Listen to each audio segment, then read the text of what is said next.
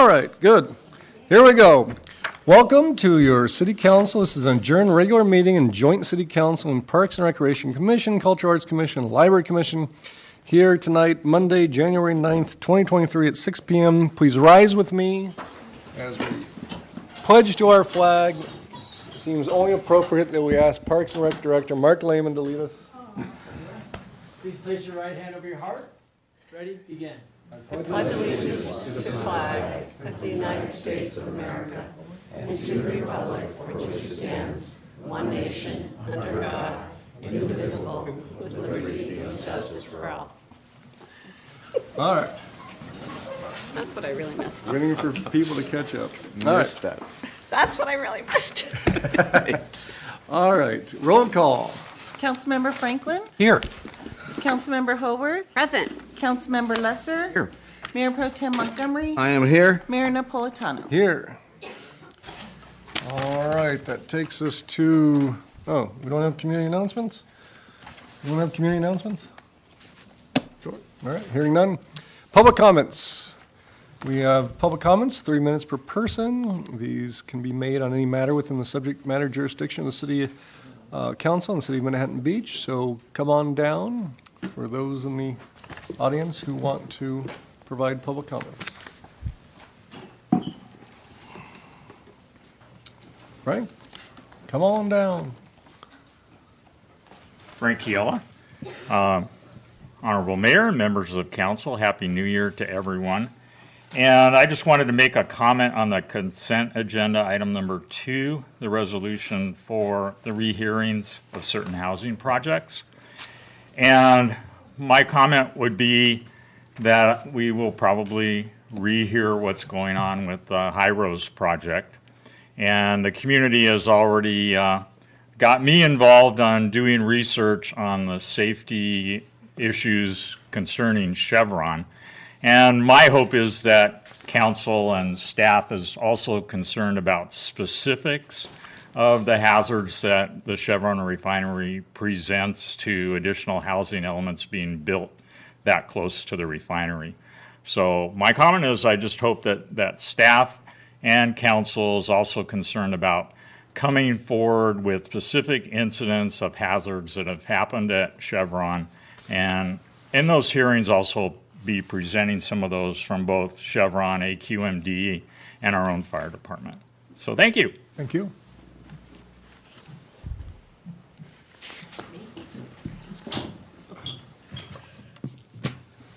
Hi. Hello, Mayor and council members. My name is Gail Fortis. I'm a 35-year resident. I am against High Rose Project verandas as it is proposed. On October 18th, 2022, council's majority vote was to deny the High Rose building application. There were many reasons for that. I'm going to quote Mayor Napolitano's recent comment on this subject, printed in last Thursday's Beach Reporter. Local control has been an issue. Your current and former Manhattan Beach leaders have fought for time and again, but the housing crisis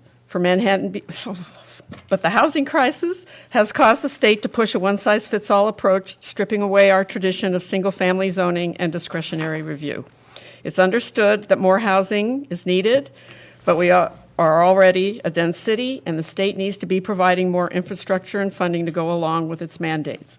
It makes zero sense to push more housing where the land costs are as high as they are here and think that anything is actually going to be solved in terms of providing much needed affordable housing.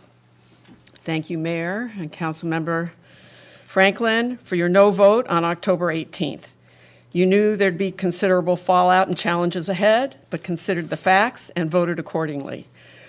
The majority vote of the council was no. So, as our current body of city leaders are here, please move forward, fight on the same page, and stand strong.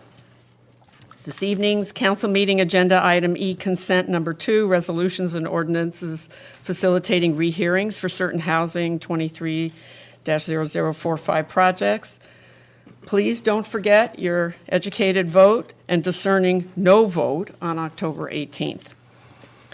The city should remand for an environmental impact report that's intelligent and responsible, especially considering the project's abutment to the Chevron refinery. Fear of litigation, doesn't protecting your residents' health and safety put you on the right side of a litigation? State Bill AB 2011, among other new laws, disallow low-income housing to be built within 3,200 feet of an active refinery.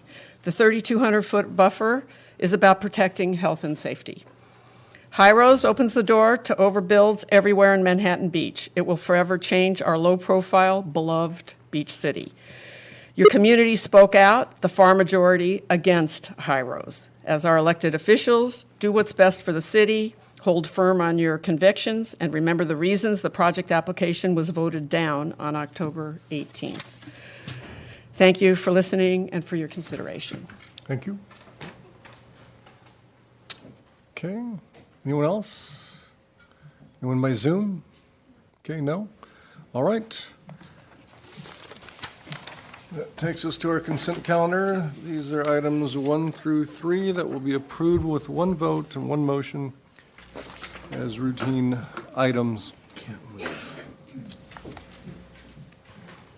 Unless there's something removed from the consent calendar. Does anyone have wants to remove anything from the consent calendar?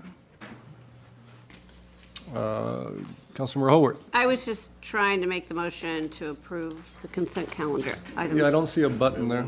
They won't let me. Yeah, that's what I was. What do we see on your screen, Lisa? Do you have a? That's why I said requested to speak, so I could make a voice motion. We can do but voice. I We're good with motioned. voice. That's what I did. There you go. You're there. So you're moving. Yeah, I motioned. Second. Okay, motion and a second. Any discussion? Mayor, before there's a vote, I'm going to read the title of two ordinances. Ordinance number 23-00010-U, an urgency ordinance of the City of Manhattan Beach, amending Title I, General Provisions of the Manhattan Beach Municipal Code to add Chapter 1.14 regarding rehearings and declaring the urgency thereof. In addition, there's ordinance number 23-00010, so maybe it's only 2 zeros. Yeah, 200010. An ordinance of the City of Manhattan Beach amending Title I, General Provisions of the Manhattan Beach Municipal Code to add Chapter 1.14 regarding rehearings. Okay. All right. We have a voting screen. Please vote. Motion passes 5-0. All right. We have no items removed from the consent calendar, so now it says roll call for commissioners. I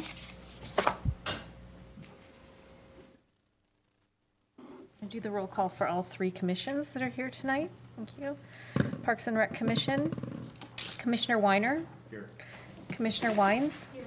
Commissioner Greenberg. Here. Commissioner McCarthy. Here. Commissioner Allen. Commissioner Sirota. Commissioner Duran. Moving on to Library Commission, Commissioner Jones. Here. Commissioner Bond. Here. Commissioner Schreiner. Here. Commissioner Levitt. Here. Commissioner Darrow. Here. And Commissioner Newell. Here. Cultural Arts Commission, Commissioner Marcy. Here. Commissioner Rubino. Here. Commissioner Tokashiki. Here. Commissioner Karger. Here. Commissioner Spackman. And Commissioner Atom. Thank you.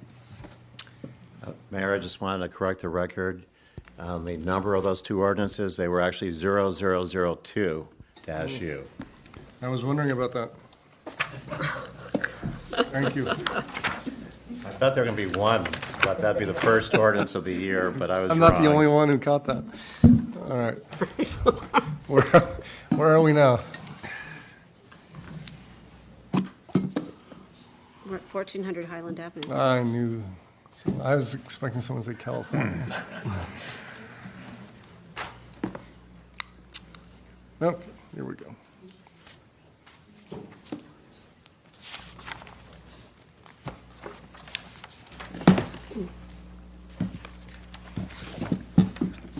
Okay. We're good? Good evening, Honorable Mayor, members of City Council.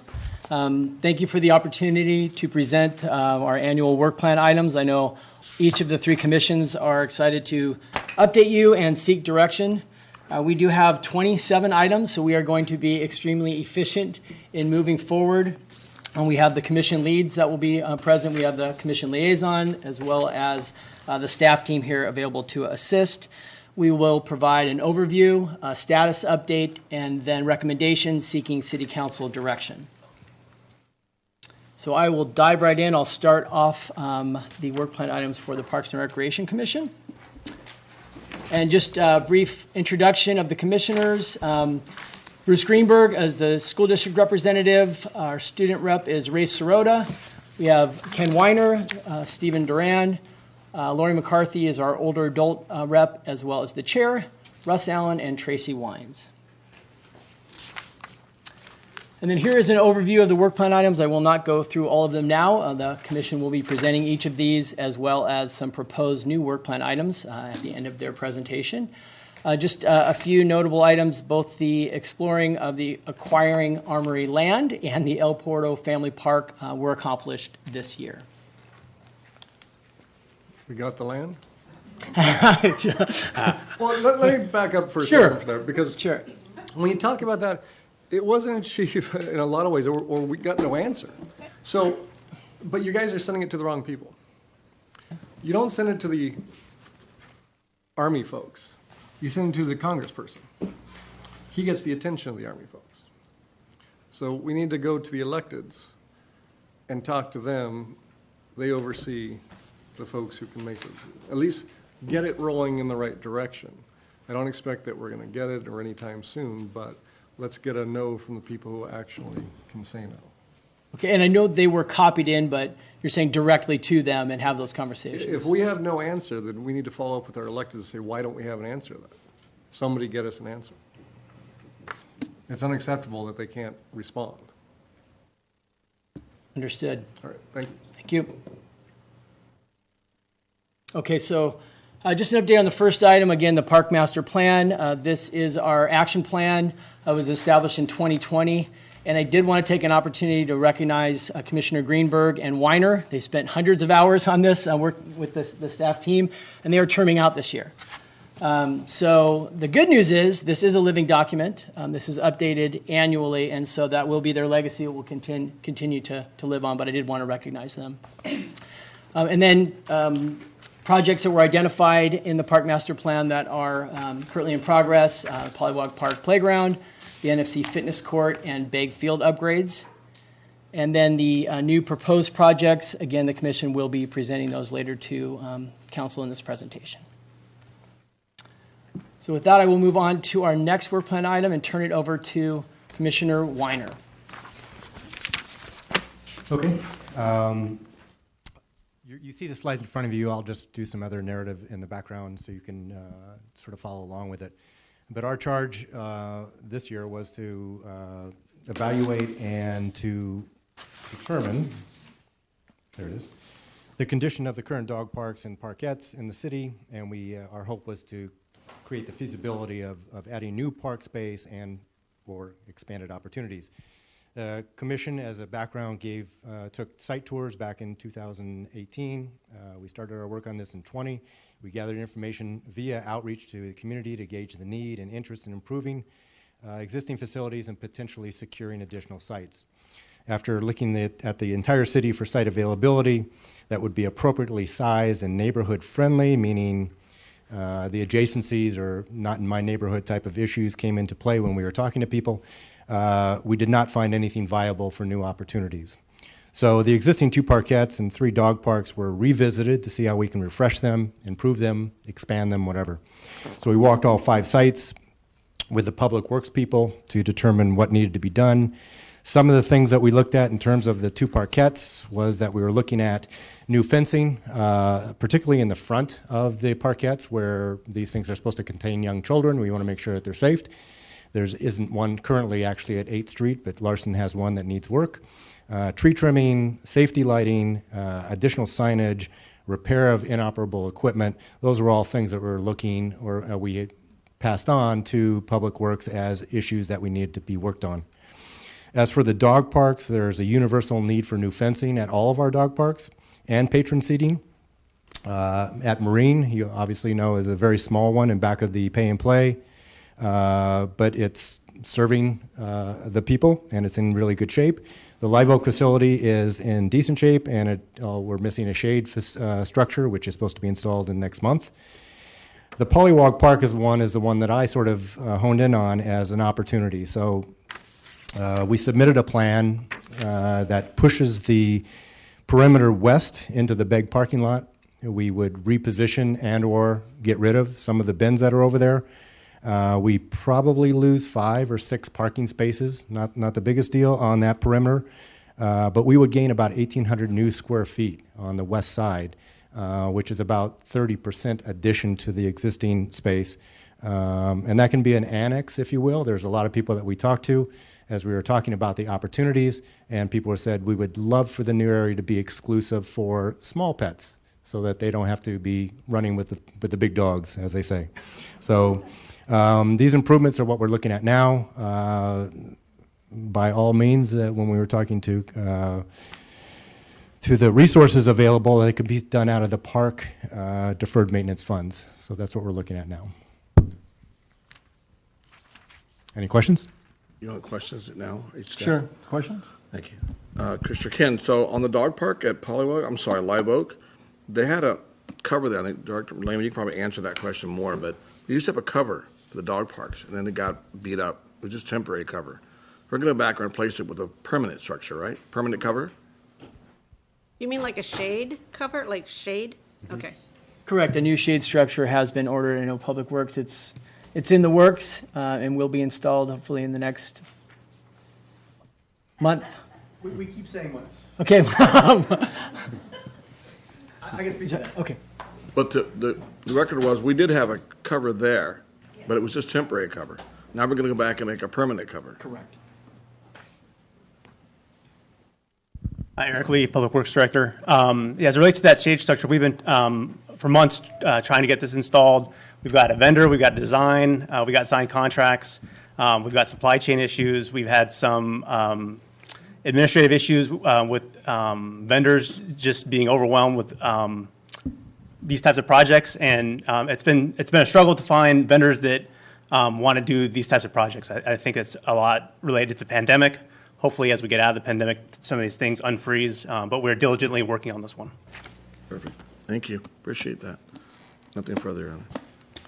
Councilmember Lesser. I just got a process question, Mr. Mayor. Did you have a preference as to how we structure this tonight in terms of questions as each of these projects are proposed?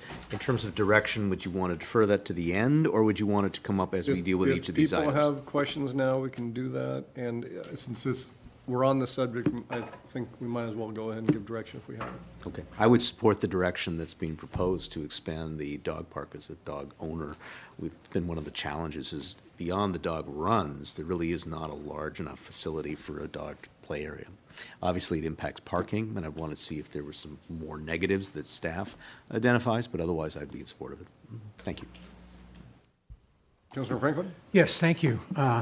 Thanks for your report. The reduction in parking spaces at Begg Field, or the big pool parking lot, Right. Have you looked at any of the usage? I mean, I've never seen that thing full, so I just want to make sure that's not going to be an impact. The reality is that the storage units that are out there now are actually in parking spaces. So we would supplant those. Oh, and okay, move- so you're going to take those out. And move the storage boxes. Actually, we're going to get rid of one or two of them.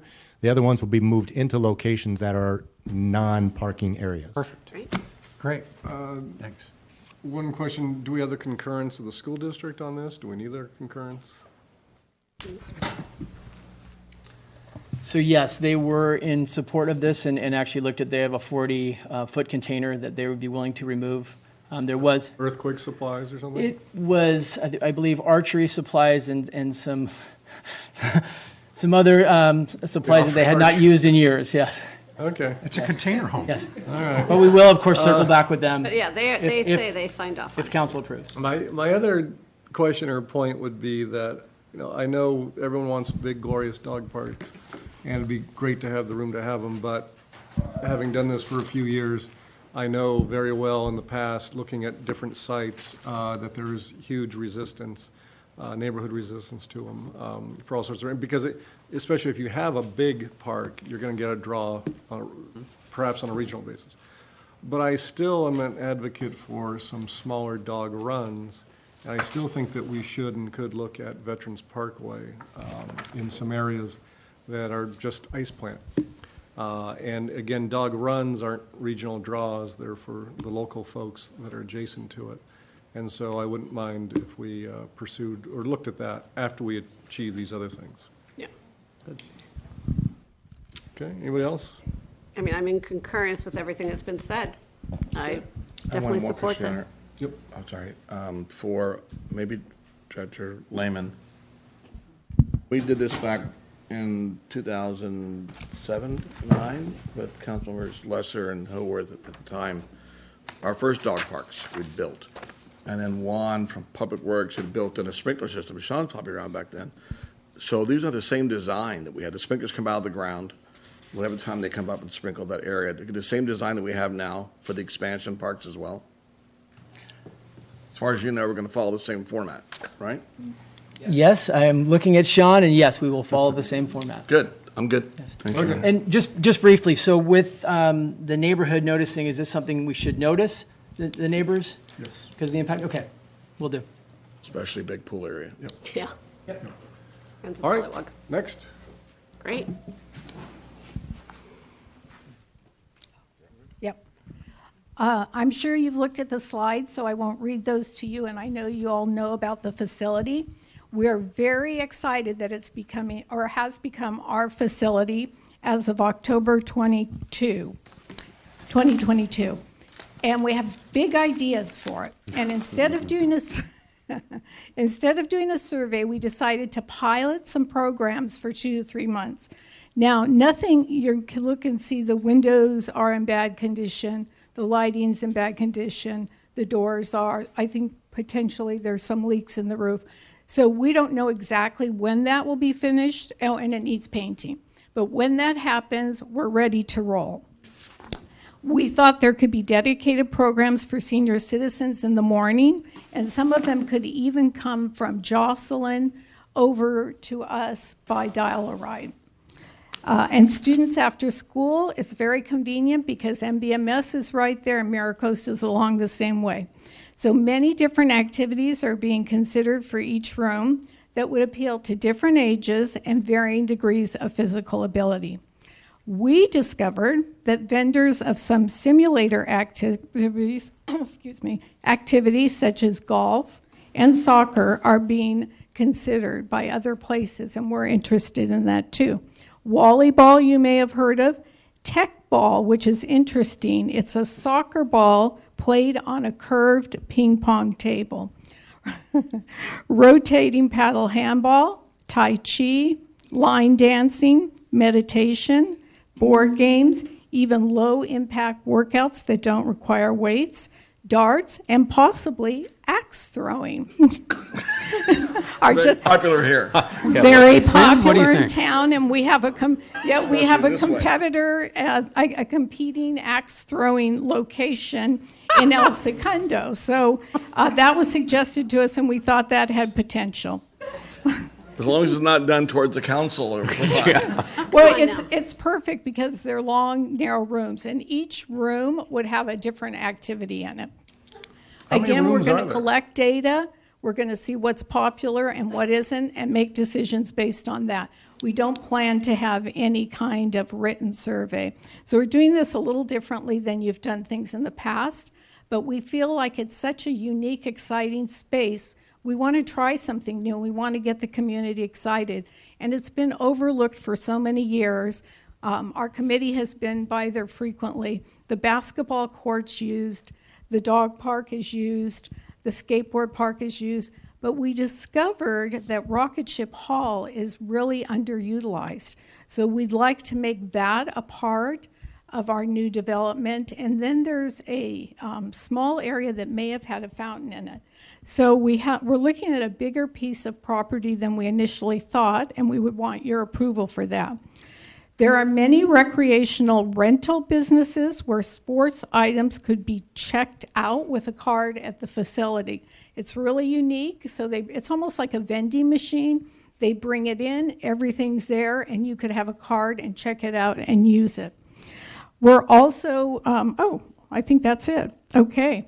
Oh, we're excited about the possibility, this is a little tricky, the possibility of a new name for the facility, since it's always been called Pay and Play. So we'd like that whole area to be considered with a new name by City Council before it's operational. Tracy Wines. Don't say Memorial. Stay and play. All right, council, questions. Councilmember Haworth. Yeah, thank you, Mr. Mayor, and thank you, Ms. Wines. Do we know how much money the racquetball generated for the city? Maybe that's a staff question, like per year. Like, was it significant? Was it? Yeah, Mark. I mean. Do you want to answer? I think my husband and sons were the only ones who ever did it, but I'm just wondering how much they spent.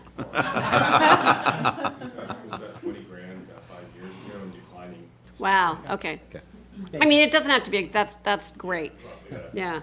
And so, all right, so I guess what you're saying is let's not do anything structurally to this place except for these kind of, let's try out these pilot programs, see if they get used. Would there be advertising done like in Manhappenings or? Oh, yes, we would advertise it and have an article written in both the Beach Reporter and the Easy Reader and potentially the Daily Breeze. We think it's exciting because what we have there that we don't have anywhere else is parking spaces. Yeah. No matter what time you go by there, there's a lot of places to park. So we see it as a potential for senior citizens, and Jan Buick has even mentioned how, Jan, are you here? How crowded it is at Jocelyn. So Dial-A-Ride could actually pick them up and take them to one of the rooms for a bridge game or poker or something. Adding program space, and maybe we could use the archery equipment from. That's what I thought. For that long, narrow, thinking. So, thank you. All right. Other questions? Councilor Franklin. Yes, sorry. I got it. Okay. So we also used it. It was great for my rambunctious 2 kids. I would throw them in there with their friends and plop in a couple of quarters and just lock the door and let them scream and play and, dodgeball, everything. So I'm just concerned about its condition. I'm sure you looked at it. Okay, I will tell you that it's horrible. And it needs new paint, potentially the roof. Sean maybe wants to address everything. Let's get back to that, though. Let's have staff address some of these. Okay. What is the estimate of the repairs that are needed to make this thing functional to even try any of these things? Sorry, Sean.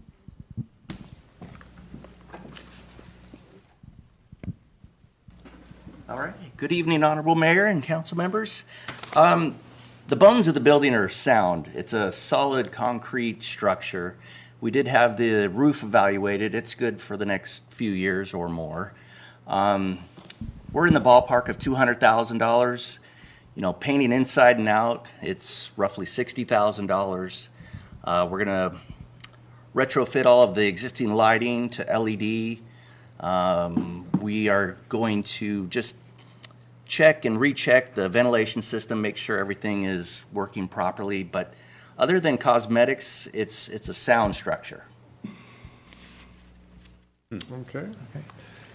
So just to continue on that, so I really like the ideas you came up with to use it, but how about, how would you possibly evaluate if the structure were taken down and there was more space there for other kind of sports and things like that? Racquetball, I'm sorry, pickleball won't fit. It's already been measured. So. We went in there, we spent a lot of time. You really can't take the walls down. There are concrete walls between each area so that. He's talking about taking it all the down. whole structure down. And then now you have more grass or more. And then put a prefab or something in there, I don't. Or no structure at all and more court Well, space. the thing that we find exciting about it, and Sean mentioned that just for $200,000, we could have a facility that's being used all day long. And even when the committee, when we were there evaluating it, we had kids on bicycles coming from MBMS just to hang out there after school. It's such a great location because they can just, get there. But I think it would take a really long time to put a new facility, and we were excited that in 3 to 6, we were saying 2 to 3 months, but about 3 months, we could actually try things in there. And it opens up the east side is the other thing I wanted to mention. Okay. But question for Director Lehman as well. So, right now, or before, it was pay and play. So you drop some quarters in whatever you have access to it. But, $200,000 for a bridge game, I just want to know that we're going to have to staff it now, right? We're going to have to program it, schedule it, and staff it. So what's the additional ongoing cost for that? Correct, and we've talked about that, and I haven't put a specific game plan together. I think during that pilot program, I think we'll look and see what the community needs are. I do believe that there's opportunities to monetize this and have a return on investment in a few years conservatively. Again, if it's an upgraded facility, to have those resources available and some of the ideas that they've come up with, again, some from tot sports to even those indoor simulators, there's definitely a need for those within the community. So we're going to have a miniature Top Golf? Miniature golf by Top Golf? All right. Anybody else? So added to that, is there an estimate on the roof to replace it? Well, they said 200,000 for everything. Well, 200,000 does the roof? No, For everything. 200,000 without the roof. roof doesn't need it. But how many years? Yeah, 4 years, 4 years before the roof. It's good for 4 years? Yes. Everything else costs 200,000. Right, yeah. Well, Anybody else? Nope. All right. I just want to emphasize that there isn't, sorry, Mayor, there isn't much opportunity on the east side for the type of things we have at Jocelyn, and it would be really great with the parking and everything. Okay, sorry. I mean, the one point to that though, right, is that Manhattan Heights is supposed to be that equivalent to Jocelyn. And that's really a teen center, as you know, and that's The teen center is separate than the larger building though. Just let me go. Because it's $200,000 for an experiment. And that's still a lot of money for a building that's ugly as sin and has few, if any, windows. And most people don't like to be in buildings without windows. It has windows. Each room has a window. You can see it behind you. I see the picture of it. That's not much of a window. That's about the equivalent that prisons have. So I'll wait until this comes back with some real cost out, and because the estimates are one thing, but then they'll have to go out to bid, and we'll get bids on it, and then we'll get the real numbers as to what it'll cost. So I'm not as full bore on this as maybe my colleagues are, but I'm one vote among them. But I'm more interested in tearing the thing down. But that's me. All right, next.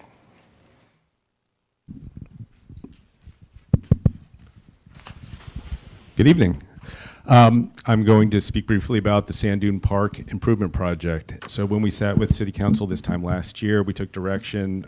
We had an existing ad hoc committee that was looking at Sand Dune Park, and the direction was to look for, to conduct public outreach and look for opportunities for improvement of the park, and to essentially come back with a master plan for the park of what the community wanted to see this park become over the next 10 years, if anything different than what it is today, to evaluate opportunities for what type of programming the community wants to see at the park or not, what type of amenities, and what type of structure. And so that was January of last year. We took that direction, and then shortly thereafter, I think in the February-March timeframe, City Council allocated significant funds, I believe, in the order of $1.2 million to Public Works, not just for Sand Dune Park, but for improving, revitalizing landscaping throughout the city. But a significant chunk of that went to the Sand Dune Park revitalization effort, which was fantastic. Additionally, in the February-March timeframe, City Council allocated another $1.2 million for replacement of the building at Sand Dune Park. So with those two decisions that came in the February-March timeframe, our ad hoc committee decided to take a pause because we felt it would be untimely to conduct public outreach, asking the community, hey, what do you want to see of Sand Dune Park, while the park was in the process of being revitalized. So we took a pause for several months to let Sean and his team do the incredible work that they did. I'm sure you've all been there and seen it. And then in the fall, after the revitalization effort was winding down, we initiated and organized with staff the Sand Dune Park Revitalization Open House to celebrate essentially the great work that they did and to invite the community to come see it. We also used that event as an opportunity to launch our public outreach. We launched a survey, a quantitative survey, to basically ask the public what they wanted to see in 3 different areas. 1 was programming, 2 is amenities, and 3 is the replacement building that is contemplated.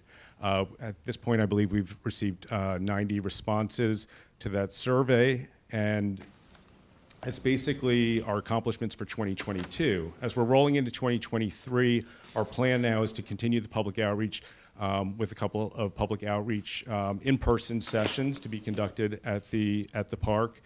So for qualitative input, and synthesize the input and basically come back to City Council with the findings of here's what the community has told us they want to see in the park, specifically around those 3 areas: programming, amenities, and then specifically as far as the specs around replacement of the building or refurbishment of the building. So that's where we're at. All right. Question?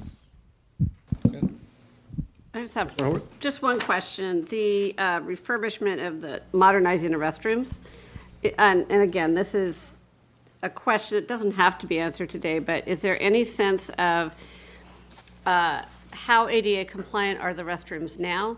And because that adds quite a lot when you go to refurbish restrooms, if you have to now make them ADA compliant. Can you is there any anecdotal? Yes, it's something we asked Public Works about. So as part of the work that they did in 2022, not only revitalizing all of the landscaping, but Sean and his team did a lot of maintenance on the existing bathroom building. But there's a limit, as you know, there's a limit to what we can do. So to answer your question, my understanding is the existing bathroom building is not ADA compliant. That's all. Any major remodeling would Whatever we obviously do is gonna trigger trigger. ADA compliance. Right, that's all I need. Yeah, great, thanks.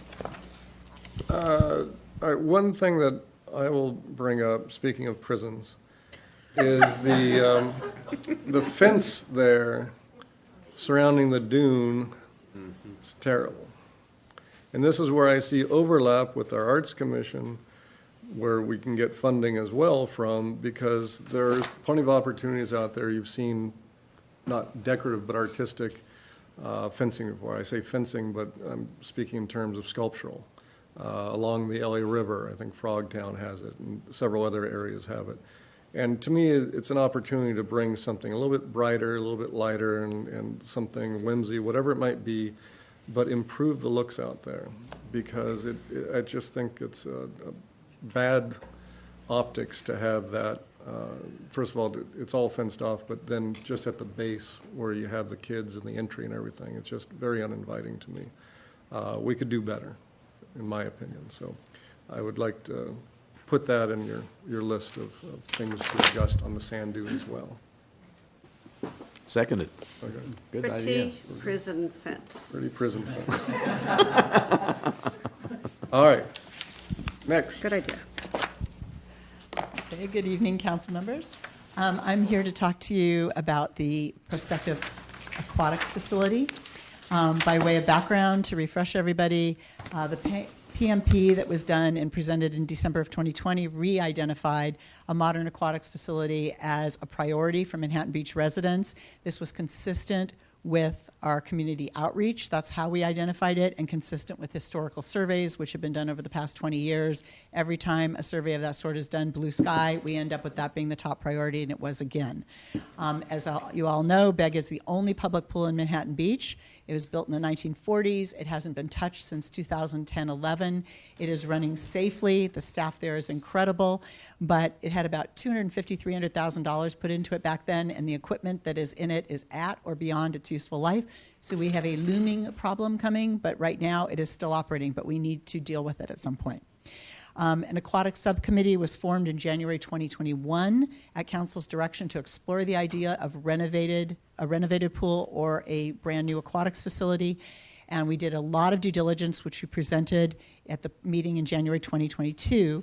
And in January 2022, Council authorized funding for a statistically valid survey to be conducted. And there were 3 purposes to it. One was to say, do people in Manhattan Beach swim? Do they care about a pool? Number 2 was, if they swim, what did they do in a pool? What sorts of programming would they like? Who wants to use it? And the third question was, does anybody want to pay for it? And how do they want to pay for it? So if we go forward to the next slide, the status of the project, in the first year we did a lot of due diligence, and then we did some additional due diligence this past year. We have visited all the major surrounding aquatics facilities, including Weisburn, Torrance, Redondo. We've even researched a lot of facilities that are not nearby but are down south of us, like Oceanside, Irvine, that are actually premier aquatics facilities. We've talked to operational management of many of these pools. We've discussed it with fundraising experts. We've had constant meetings with architects. Gensler did pro bono work for us and visited our sites, and also did some very broad brush schematics for us. And then we also spent some time trying to identify what would be appropriate parameters for a pool. And then we had a meeting with Beach Cities Health District back in 2021 with the CEO of Beach Cities Health District. And then since then, last year, I had 3 meetings at the request of Todd Lowenstein, 2 of which former council member Suzanne Hadley attended with me, where he wanted to discuss the prospect of an aquatics center at Aviation High and getting a tri-city involvement in that operation. They are also apparently, as part of their Parks Master Plan, looking at an aquatics facility down by their waterfront of some sort. So there's possibly a twofold aspect to their aquatics efforts. We listened, we provided some of our information from our general due diligence, but we made obviously did not give any opinions as to what Manhattan Beach would or would not do. That was not our role there. We were there to listen. The final thing we did this past year was in October, we conducted the statistically valid survey. True North did it, who has done work for Manhattan Beach before. They surveyed 574 adult residents. That was in excess of the minimum 400 that were required for this to be a statistically valid survey. That is important because as you get into some of the sub-questions and certain portions of the population that responded start to answer them, you have more validity with a larger sample size. So it is really good that we had such a successful response rate.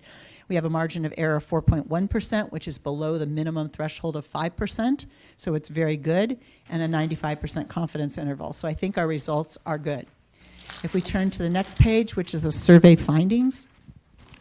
Sorry. The first item on here is I have to reframe a little bit for you because it's a little misleading in the way a couple of us worded it, so I apologize for that. When we looked at the survey findings, 58% of residents use a pool in some capacity throughout the year, and 64% of families 64% of families with youth, not 50, 64% of families with youth use a pool at least once a month, not throughout the year, once a month. So it's a very strong statistic in favor of a pool. 41% of residents use BEG. The rest of them are primarily using pools outside of Manhattan Beach for lap swimming, or they are using the private pools such as the Badminton Club or the Bay Club in El Segundo. The strengths of BEG were considered to be its excellent staff, its parking, and the cleanness of its water. The issues with BEG were its limited availability of programming and lanes, pool size and depth, and its overall aging condition of its locker rooms and bathrooms. And I'm sort of reading the slide because this stuff is really important as to why we're heading where we want to head and what our recommendations will be. This pool is tired, and it's too small for our community, and it's too small for the athleticism of what this community is asking for. 57% of households prioritized a new aquatic center, including 74% of those with kids between 0 and 18. And 64% of those residents who don't swim right now said they would swim if it was more easily available. So again, a very strong response.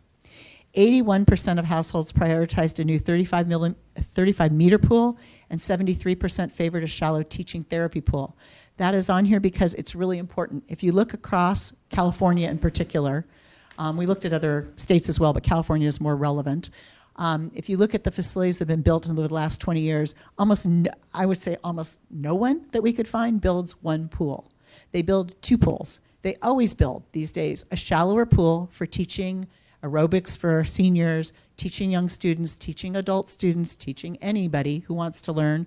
They use it for doing life-saving training as well, and they use it for recreational play and summer programming for young people. The other pool is typically 35 meters because that takes care of lap swimming, certain forms of competitive swimming at certain seasons, and it also takes care of water polo. Whereas a 50-meter pool takes care of long course swimming. It's an Olympic-sized pool, and that creates a whole different set of demands. We are recommending a 35-meter pool. We do not need, we don't think, a 50-meter pool. Funding options. As you would expect, 70% are perfectly fine if the people who use the pool pay for it. Not a surprise. 28% support increasing property or sales taxes. And there's a note below here, which is really important. There was one funding question on the entire survey. It did not include two of the primary ways in which pools are built across the state at this point by municipalities. One of them, no surprise, is a bond issue. I'm not going to get into whether or not we're asking or doing or talking about that tonight, but that is a method that municipalities use to fund these projects. The other method is a public-private partnership. It is extremely common these days to use a 501c3 to fund any sort of project at a municipality of this sort, which is sort of special purpose or fits for a subset of residents. And it is often done as a public-private partnership where funds are raised privately, corporate and private and personal individuals, and then also with city help as well. So moving on to recommendations. The committee, number one, needs to know if we're going to go forward, which we hope we are, in exploring this. We would like to know if the council would like us to focus on solely BEG, or whether they would like us to focus on what we discussed last year, which was the village site, which is the parking lot behind the mall and adjacent to the Bay Club. That is land that could be used. It fits the requirement potentially of when it was donated by Chevron that it be used for recreational type purposes or public purposes. It is more ready-made for this sort of thing, but it is far away from the middle school, which conducts really important swim classes, and it does so at BEG. We have looked at BEG, and we know we can get two pools on that site. It just needs to be reconfigured because it is extremely poorly configured as it now stands, and we believe you could renovate it, get two pools on there of the size we're describing, get new locker rooms on there in an office, and make it work. And our preference is probably at this point to go for a renovation, not a renovation, but a redo of the BEG site. So that's a question for council. The second question would be whether we would have support to participate in a 501c3 for fundraising. We have had a lot of people reach out to us, various people who have said, if you get this going, we're interested in helping. We're interested in helping fundraise. We're interested in donating. We are going to be discussing a 501c3 later in this presentation because we did form a subcommittee around that subject. So I'm not going to get into that, but that is one thing we would like to use a 501c3 for is fundraising here. And the other two things we need as in terms of potential donors and stakeholders and contacting them, as we all know, the school system owns the land. We all know as well that the city operates the pool and manages it and keeps it running. To actually move forward, we need to get some sort of collaboration going between whether it's a council member and commission and the Parks and Rec department. There needs to be some sort of conversation started, which has not been done yet. There has been a very preliminary conversation that Director Lehman had with it would be done through the ad hoc committee. Yeah, okay, so through the ad hoc committee, but that needs to get done so that we can get the ball rolling and find out what the issues are, what their attitude is and see what we can do in terms of moving forward on a collaboration. The second thing we need to do is the BEG site, if you stuck to just the site and only built new on that site, there is a question as to whether or not it triggers things off that site. Does it trigger infrastructure with what was once a pedestrian pathway that is right now a single lane, route for cars? And we don't know if that gets triggered. We don't know if anything else surrounding it gets triggered in terms of parking or in terms of the hillside or in terms of infrastructure. So we would like to be able to have Public Works go out and take a look at it and start to advise us on what they think would or would not be triggered, and whether it gets triggered by simply working on the site or whether it only gets triggered if we start to expand the site slightly. Because the fencing, as you know, doesn't contain the whole site. There is grass adjacent to it that isn't within the fencing but is part of the site. So that's where we are, and we'd love to get council's help on this. Any questions? Councilor Montgomery, or Mayor Pro Tem Montgomery. Thank you, Your Honor. I'll start there. Commissioner McCarthy, Lori, I'll tell you, you got the toughest one of all. This is the one that's going to make everybody's head spin. Thank you for giving the current history, for our two new former council members. I mean, I've been watching the last 3 years. It's good to know where everybody started from. But history before that started in 07, 08. The Facilities Master Plan ranked it number 2 behind the library. So it's not new, it's just back again. Yep. And all the points you mentioned, MBUSD, nothing's happened then. It has to happen through ad hoc. See what the rules are. We don't own the land, so that's one issue. You talked about that. Second, the fact that we're talking about the village site was discussed a long time ago. The reason why that council said no, because in their mind, we're looking at that as a senior housing issue. We also impacted the ADA issues. You're seeing the walkway to nowhere now being constructed along Village Drive, and that's just one impact. If you change that whole area, it restricts what happens on mall parking, senior parking, event parking for the village soccer field next door. So it's not just one empty site waiting to happen. Assuming it all goes through, and I'm not tying this to what happened at the Scout House, but disappointing fundraising that we've all seen, heard about when the Scout House projections, they were near what we thought they would raise and what they thought they would raise. And whether it's the fear of recession, whatever happened, it never got anywhere it's supposed to be. And the Scout House can't be compared to a pool. We watched what El Segundo did, and they had a very successful pool construction area. And I agree, 2 pools versus 1. By the way, I would go with it. If you're going to do it, 2 versus 1 is the way to go. The ones in Orange County did that. I think that's the way to look at their role model that we've all seen. But the only issue that scares me more about MBUSD has to be an agreement. And if you touch BEG pool, what does it trigger for Public Works and Director Lee? And also, number 2, their plate is full. So where do you want to start it from our end? What's the next step for us? Whether 501c3 happens down the road versus city committing $2 million, $5 million, $10 million to get this thing going, we don't know yet. But that discussion has to happen here first and then see the next step. Is it partial fundraising? Are the grants available for pools? I don't even know the answer to that. But that's my discussion from 07, 08 to where we are now today. And I appreciate all the work you guys did to make it where at least it's an issue now we can talk about with, I guess, some sort of comfort. We have current information now that we didn't have in 07, 08. But as far as moving forward with it, I still like the idea about where we could go with it. But the Village Field is not my first choice. It would be where it's at now, assuming MBUSD says, great, we'll make a deal with you. And from that point on, we go with that point. But that's where I'd stop for now. Okay. Thank you. Councilmember Lesser? I would simply add to the Mayor Pro Tem's comments of the history and then turn over just for a question to you, Lori, with your terrific presentation, that we also are subject to the state architect of schools. And 3 of us on this panel remember from 12 years ago when we sought to improve the pool and our proposals to upgrade it and upgrade the locker rooms went to the state architect school, and the costs became prohibitively expensive, and the project had to be scaled far, far down. I guess the question I have, given what you've laid out, is the different pathways we have now, is to what extent, given the funding limitations, let alone the issue of having to get approval from the state architect of school, we can't approve it just here at the city, it would have to go through the school district as well, has there been consideration of potentially doing a minimal upgrade of bed, because there has to be work done there, but also looking at some of the other opportunities. You mentioned in passing Redondo Beach, which has reached out to the city for its own exploration for a larger facility. And we haven't even mentioned opposition by many neighboring residents around Pollywog Park who don't want to see an aquatic center, anything larger than is currently there.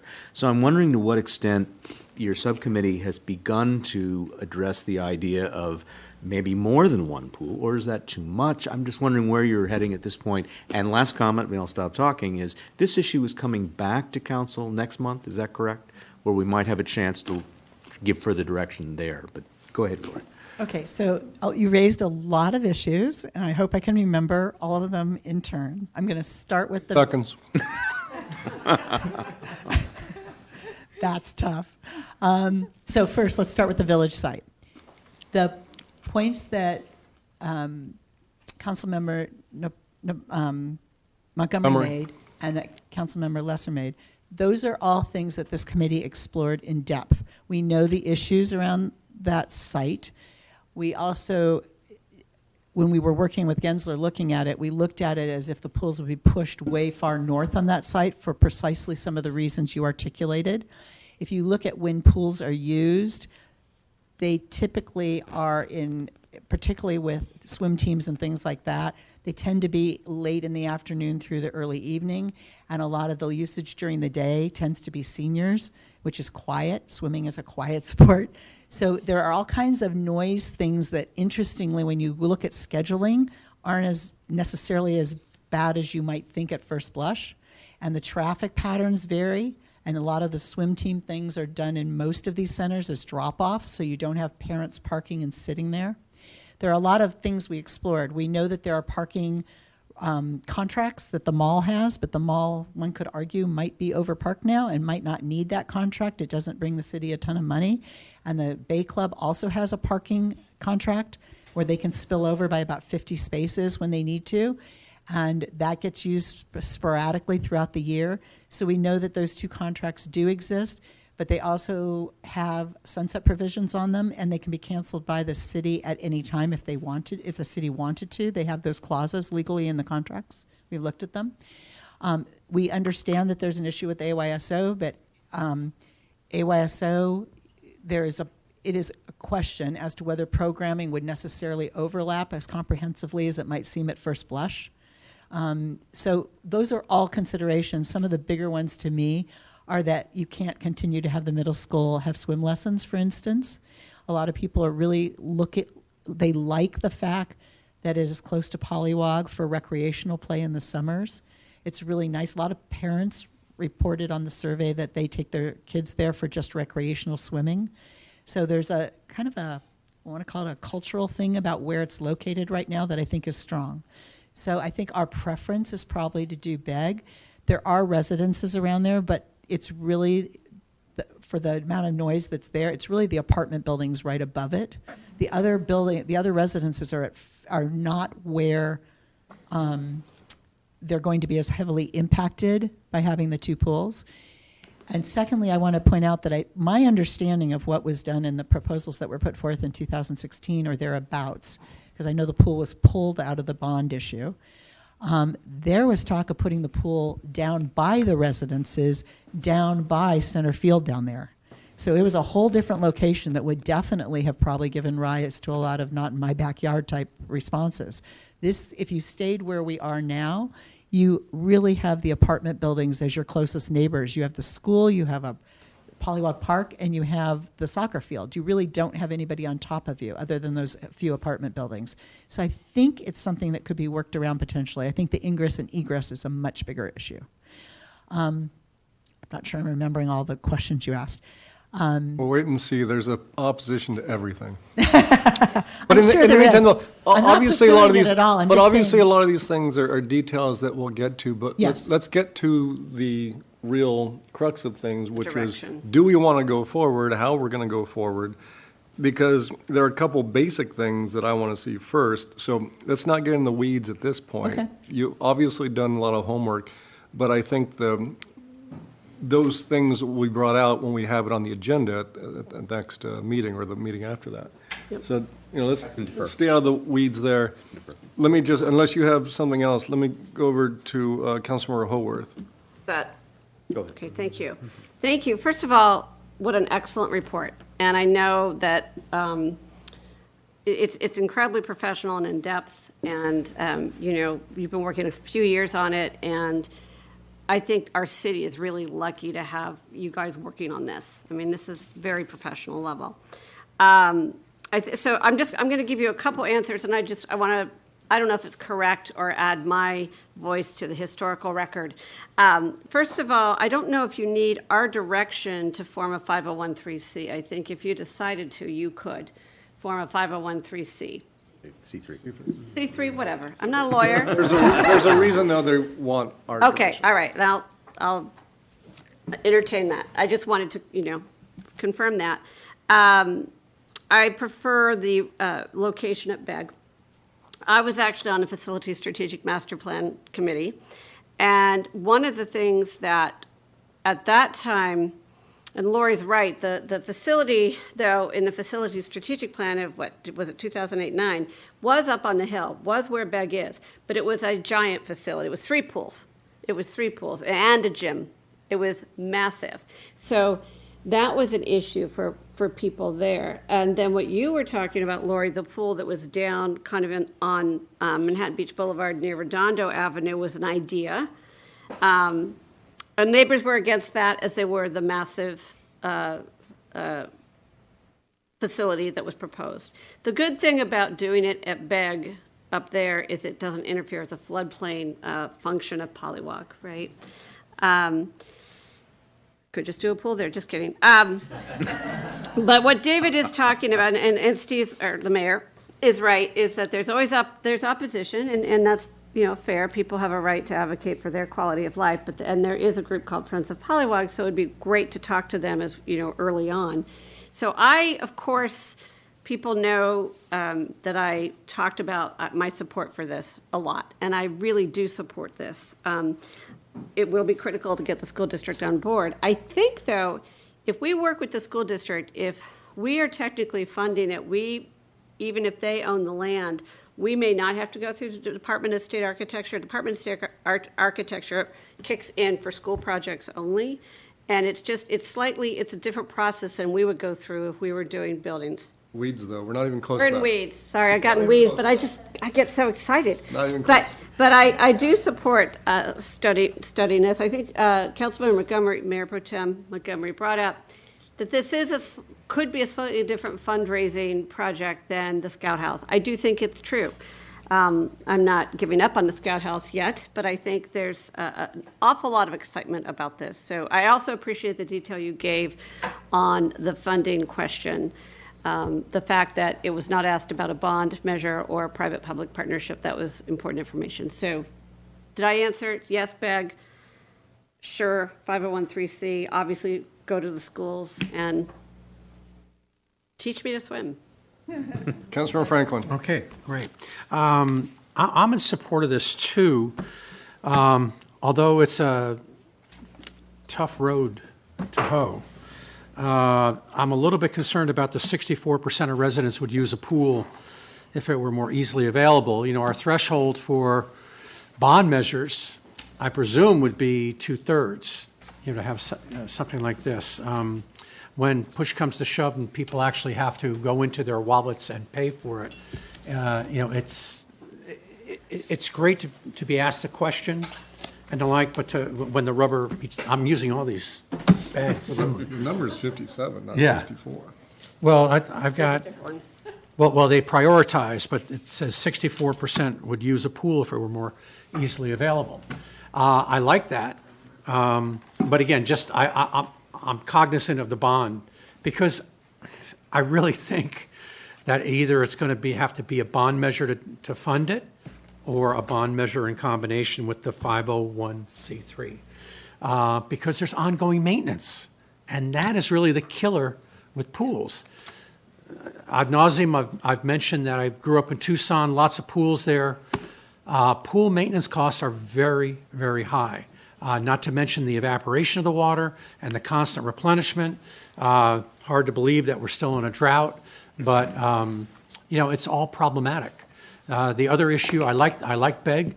Hopefully, it's not because there's such great memories of, using the pool myself and with the kids. But, parking. I mean, once it all gets built out and the surrounding infrastructure to support this is what parking are you going to be, are you going to have left? And that, and the entrance and the exit. So maintenance cost, the bond measure, and then the assurance to the neighborhoods that it won't become a regional draw. Because you might be tempted to say, oh, let's have this tournament here, let's host this tournament here. And I'm not sure if that's on the list of making sure it's not a regional draw and creating a lot of traffic and havoc, in that area. But Okay. Can I take a moment and Councilor, respond? not You're yet. done. Let's hold off, because we're going to go here. Do you want to have another Well, question? I just wanted Sorry. I wanted to make a comment I forgot at the beginning, but thank you for reaching out, to me and talking with me. That was a very, very constructive, time to spend. So thank you for that. I see Very your quick. button, but I'm going to jump in. What, Good point. It's just a quick question. What's the question? What's the threshold for a bond? 66. It's 66. 2/3. 2/3. Okay, I thought parcel tax and bonds could be. Okay, thanks. So, I don't think it's one of those things, right? Everybody wants a pool. Nobody's opposed to a pool. But then as we get into the details of it, and I think the answer to your bond issue is here, actually. When you have only 28% support increasing property sales, a bond issue that goes to election is an increase in your property taxes.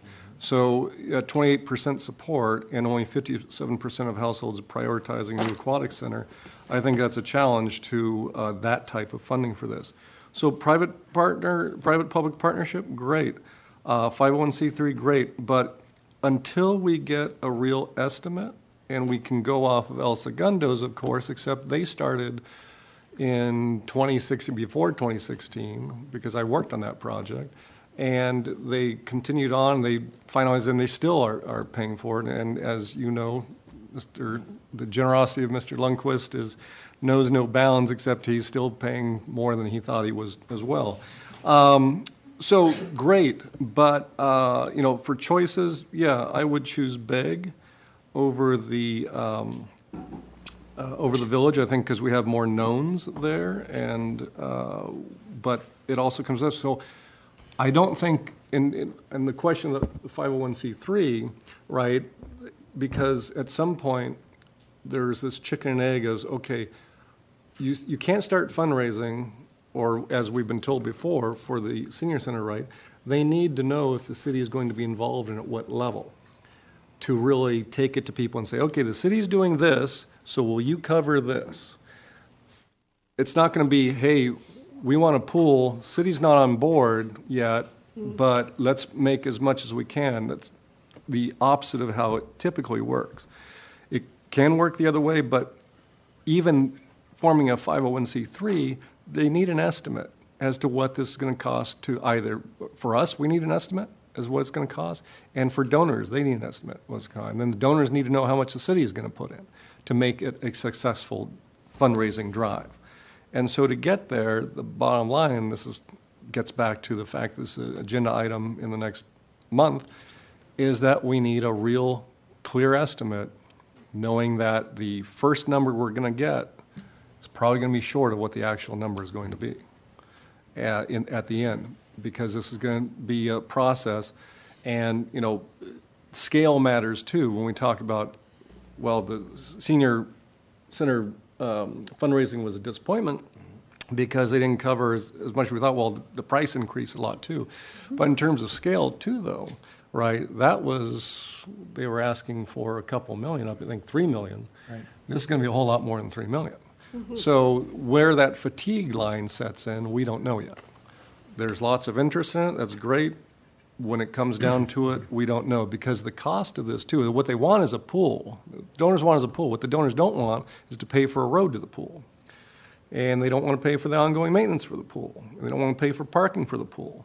They want the pool, they want the water, they want the thing they're going to swim in. So there's lots in here that we need to look at the whole site and see what needs to be done for the whole site to actually make this work, get a number for that, and then we can start down that road of 501c3, what it's going to take to go out and talk to donors, and what the city is going to be willing in concept to provide at some point,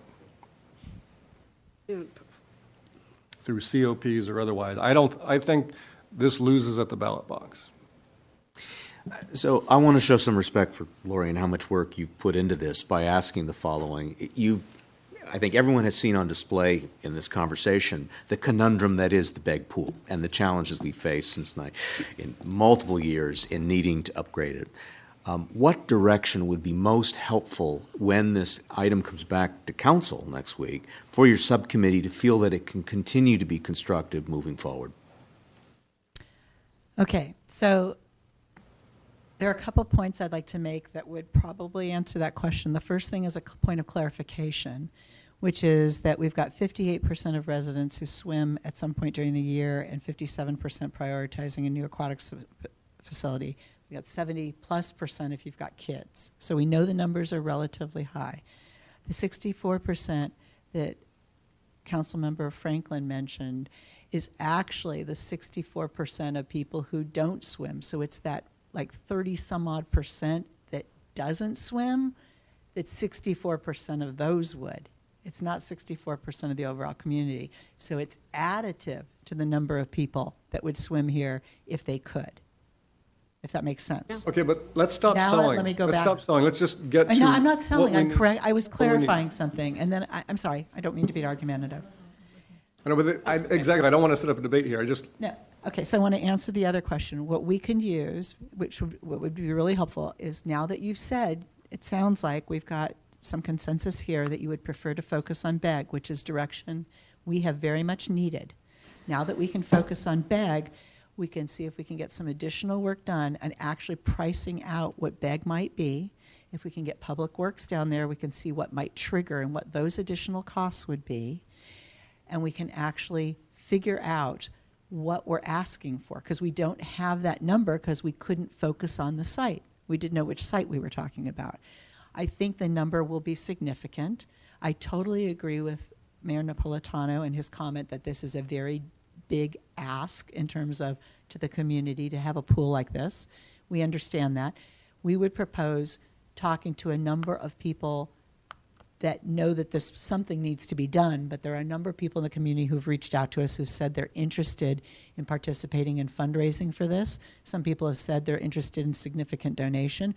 I would like to talk to some of these people before we come back and say what role we'd like the city to play. I don't want to come back without speculatively. I would like to come back with something that's more concrete than that. So if now that we know a site, if we can talk to the school district, we can talk to Public Works, and I can have some additional, hopefully pro bono conversations with the architects a bit, we may be able to get some more hard answers on an estimate that would make sense. For that estimate, I really want as real as it can be. I understand. And that means hard costs, soft costs, and all factors of infrastructure that would be needed to make this happen. And maintenance. Okay. Make maintenance as a side one, because that's not what the fundraising will Right. address. Agree. And the reason we're recommending 35 meters, I keep saying millimeters, 35 meters. Probably will be. Over here. I know you would support that. No, 35 meters is actually precisely for the issue that Councilmember Franklin raised. We do not want this to be a destination pool. We do not want to have to support it with hosting massive outside competitions. We want this pool for the community. We want it to be a pool where you could hold. We have 150 members on the student swim team that Manhattan Beach has, even with BEG. And they have competitions. These are not giant competitions, long course, Olympic-sized competitions when you're bringing in, serious club teams. These are smaller competitions. This is the sort of thing we want to be able to host, including smaller water polo tournaments. But most of it is designed to give residents lap time, to give them aerobic time, to give them summer programming. We do not want it to be a destination. We're trying to avoid that by actually the size we're creating. Okay. I got Councilmember Haworth. Is that Wait. old or is it new? It's new. Quick direction. So we consensus on BEG. There was consensus, let's focus on the BEG site. We also did understand, I think a few of us said 2 pools we understand. One's a smaller heated kind of therapeutic pool. Is that something that we're also asking them to price out? I think that's really critical. Whatever the concept is, get a Okay, price for great. it. And then I think I heard you say you were also going to, before you come back to us, you have included the school district in some capacity, so we know they support it, and also any special. That'll be the ad hoc committee. Yeah, but they need to talk before they come back to us, because if there's no concept of support from the school district, then. We'll know that very well. Okay, all right, that's all I'm asking, yeah. And I just want to clarify the 2 pulpit. And Majority Director Lehman is part of those discussions as well. Great. As well as the city manager and Yeah. others. Great. One final point for Mayor Napolitano in answer to your question about hard and soft costs. These sorts of facilities have been built so much now. There's a particular consulting firm that basically does this work, and most people use them, and they're down in Carlsbad or thereabouts. They are the name in the game across California and increasingly across the country, but they are the best at this.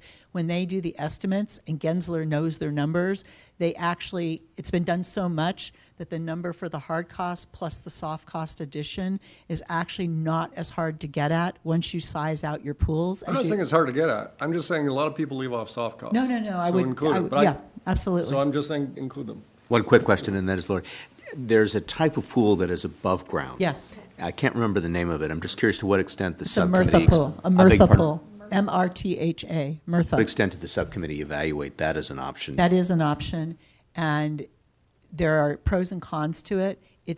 They've been around for probably the last 15 to 20 years, more in Europe than here, but increasingly in use here.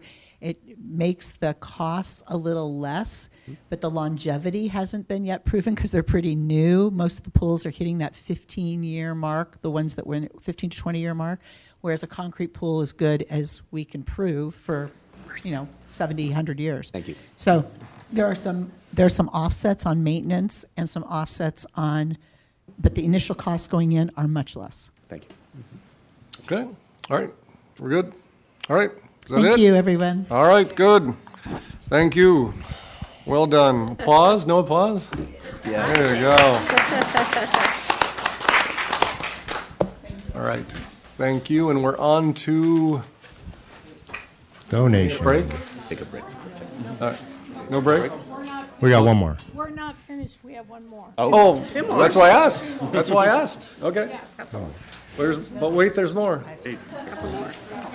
Well, yeah. So I will go really quick on this because you guys shot a whole lot of holes into this one. After that, you're going to keep going? Oh, I'm going to beg, man. We're going.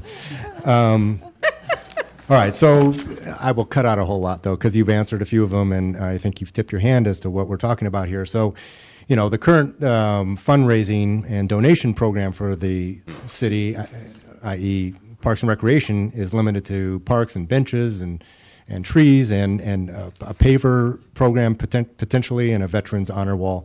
And that's probably the totality of the program right now. So when we developed the PMP in 2020 and submitted it to you, there's a vast number of programs out there that could use support to see the light of day. So we have explored the 501c3 foundation methodology to raise funds. We've looked at other cities. As a matter of fact, Rancho Palos Verdes, Los Alamitos have embarked on their 501c3s already, and they are really moving on it. So Rancho is just got approval from council, actually, I think 2 or 3 weeks ago, to move forward on their plan. So we are working closely with them to see how this goes. So in terms of the Manhattan Beach needs, upgrades in the community infrastructure, its parks, its recreation amenities, some of these may be large projects like an aquatic center. So we know that there are people who have interest out there, and I just think the 501c3 methodology sort of allows you to test the viability of people giving money toward a project like this, and that's what we're looking to sort of test. So I'll get to the chase here, and I guess the question to the council is, since we are interested in looking at 501c3 and making sure that, we have the general bylaws in place that are appropriate and working with city staff and getting all the buy-in from them, would you be interested in the appeal of a 501c3 foundation for us to bring something back to you in the next 2 or 3 months that had a fully sort of vetted package as to how it might run, how it might look, to develop this sort of public-private enterprise? That's the short version. Councilmember Lesser. I just would ask, to what extent have you discussed with potential funders the level of interest in funding through this mechanism? How real is this? Yeah, I mean, some of the piggyback on that we've looked at is, the surf rider or the paddleboard development, the senior housing. For the people who have an interest in that, they certainly come out of the woodwork for it. We have tested the waters, no pun intended, with swimmers and water polo players in this area, which there's an abundance of them. You never know. I think Councilman Montgomery indicated you never know until you ask him to pony up. So we're taking the ride, and we would go out and do a lot more informational gathering about what the interest would be. I think it is project by project motivated, and there's certainly a lot of projects that we have from the PNP in line. Probably the aquatic center is the most costly. There's others that can range in the tens of thousands up to hundreds of thousands, and you could probably get a lot of support from that. So, I think there's some testing to do. Thank you. Yeah, I think and this is, Suzanne, I'm looking at you, because you brought this to me before, and I know that Santa Barbara has one and successful, and some others do.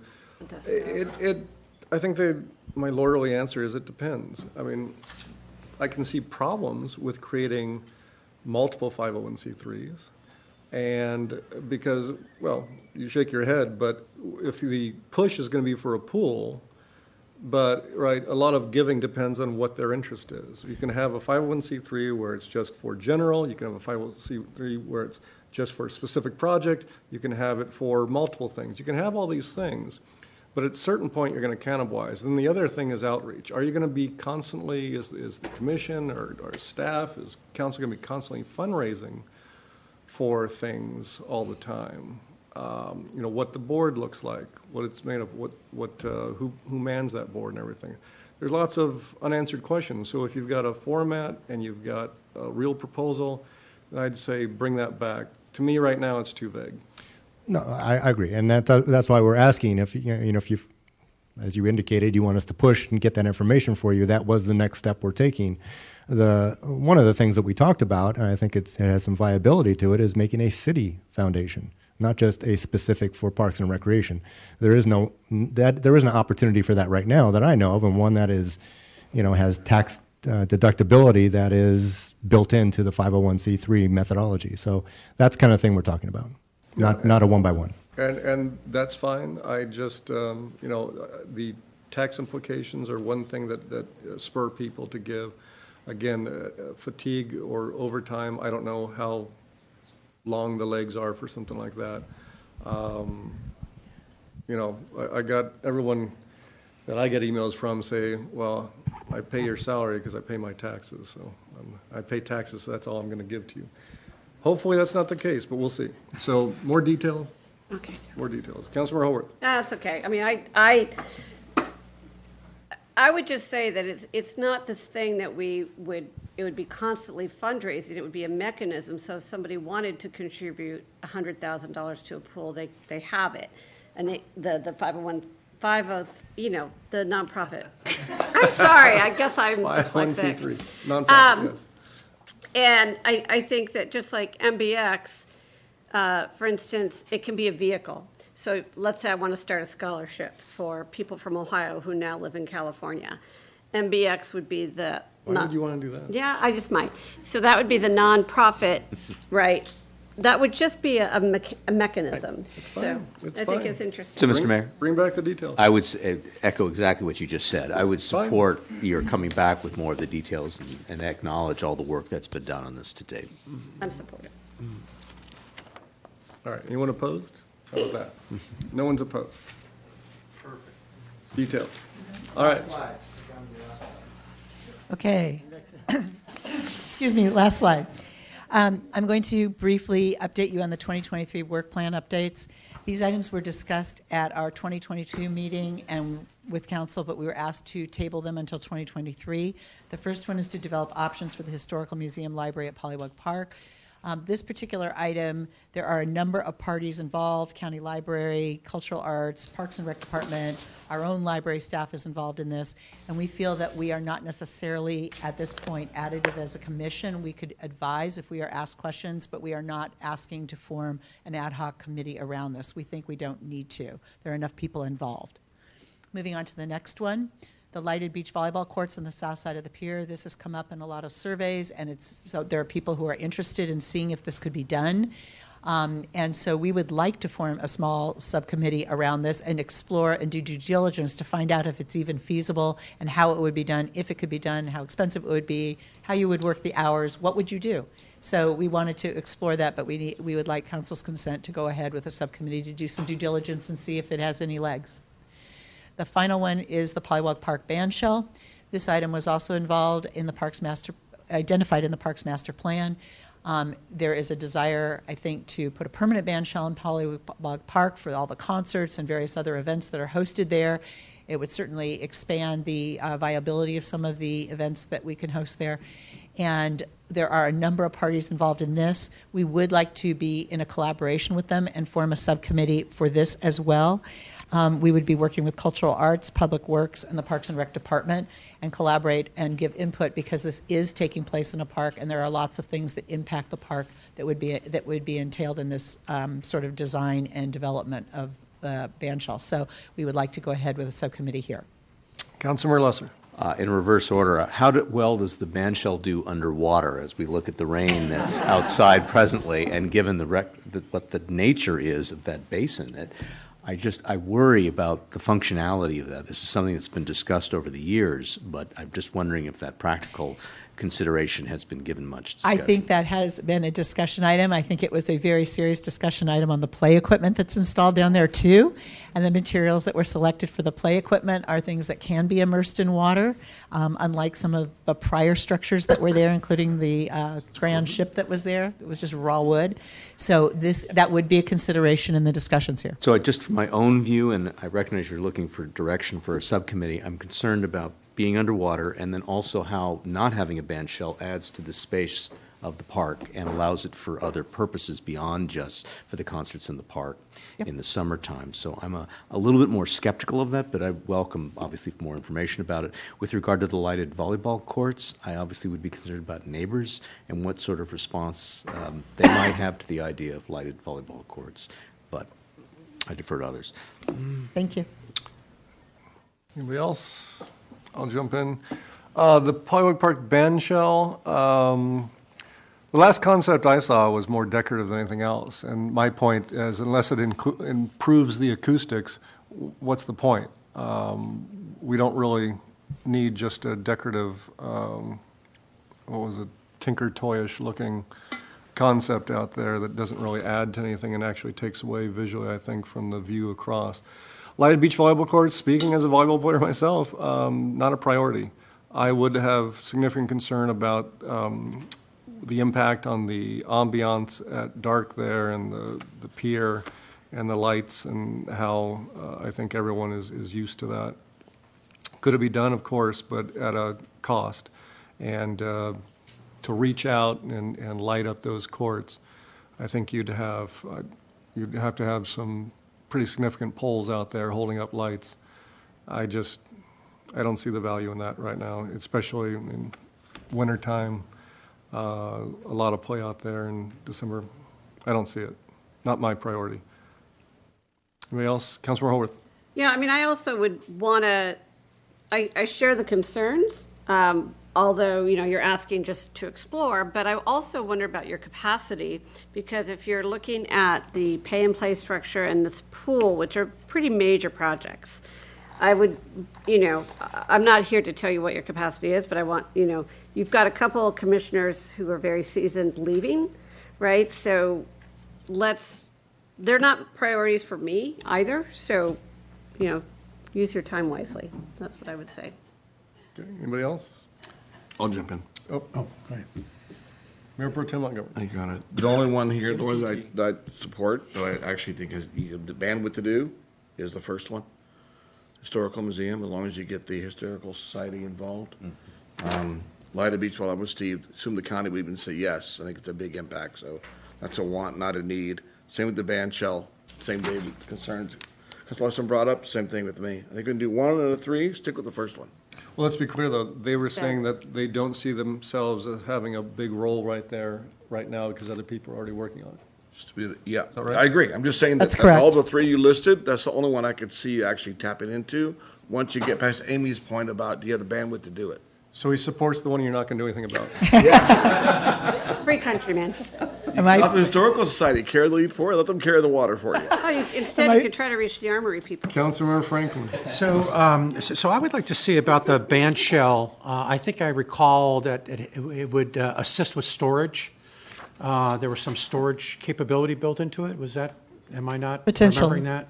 Potentially. Nothing has been outlined yet, but potentially. Oh, okay. I thought I heard somebody say we can, before. The archery. But maybe just sort of get an idea of what kind of programming, if any additional programming that would allow, because we had a little bit more, for want of a better word, professional appearance back there. And that would, that would help make a decision on that. Because I love the programs that are, the concerts in the park are just a lot of fun, and there's other plays still being done. Yes. Yeah, Shakespeare. Yes. So I'd like to just see how that could be enhanced. More programming there. The lights on the, I think I got to agree that I really don't see that as a priority. You go down to the beach this weekend and you saw that the water, the high tide came up.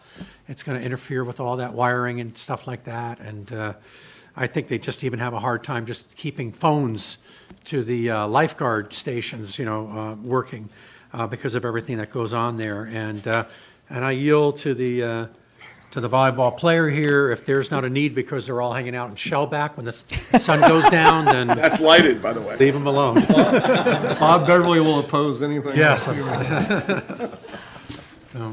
May I comment? Sure. Okay, I didn't know if we were done. Go ahead. Okay, so I think we all share the concerns that you all have raised. They are all things that this committee has shared, but they are, nonetheless, these points were brought up because they were pushed to this year, and they are things that showed up on the surveys of what residents wanted us to explore. So we wanted to put them forth as possibilities for this year. I think the concerns about the band shell, I think our view is that the sound system is the thing we've had the most complaints about and the most demand for something that functions properly for the concerts, because there is such a problem with the sound at the concerts. And we've heard this from seniors at the Senior Advisory Committee, we've heard it from residents, we've heard it from so many different people at those concerts. So to the extent someone was exploring the band shell, I think the objective is to try and address the sound issue. And everyone has concerns about what does it look like? How does it impede the view? I think these are all really relevant questions. So we'd like to explore and find out what may or may not be feasible. We're not suggesting that it has to go forward. We're trying to get more data on this subject because it keeps swirling around and it doesn't seem to get nailed down one way or the other. The volleyball courts, I think I'm hearing a no from you all. Am I correct? No. Okay, and we're telling you we prefer not to be involved in the first one at this point unless we're asked. So if we could go forward and maybe do some work on the band show. We have several committees that we closed out, like the Armory and the El Porto Park one, so we may have a little more bandwidth to do one more. Does council support the band shell? No. Well, I support them studying, if it's about sound versus view and how it looks, right? So I think we haven't had that discussion enough, I don't think, to say I support it or not. Well, I think the question is whether the sound is, we need a better sound technician, or there's actually ways to improve the acoustics out there. But again, the prior concept I saw doesn't do either.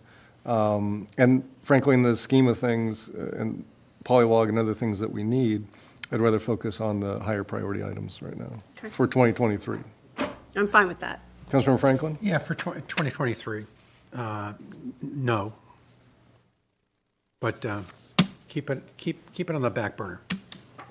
Okay, so should we just push it off to 2024 and bring it up again then? Yeah. Okay, we'll do that. But may I suggest a compromise, and that is, we've heard, excuse the pun, but we've heard loud and clear that there's an issue with sound, and maybe we ask for staff to explore, are there improvements to the sound system that can be done for the concerts in the park at a minimum? Right? Thank you, guys.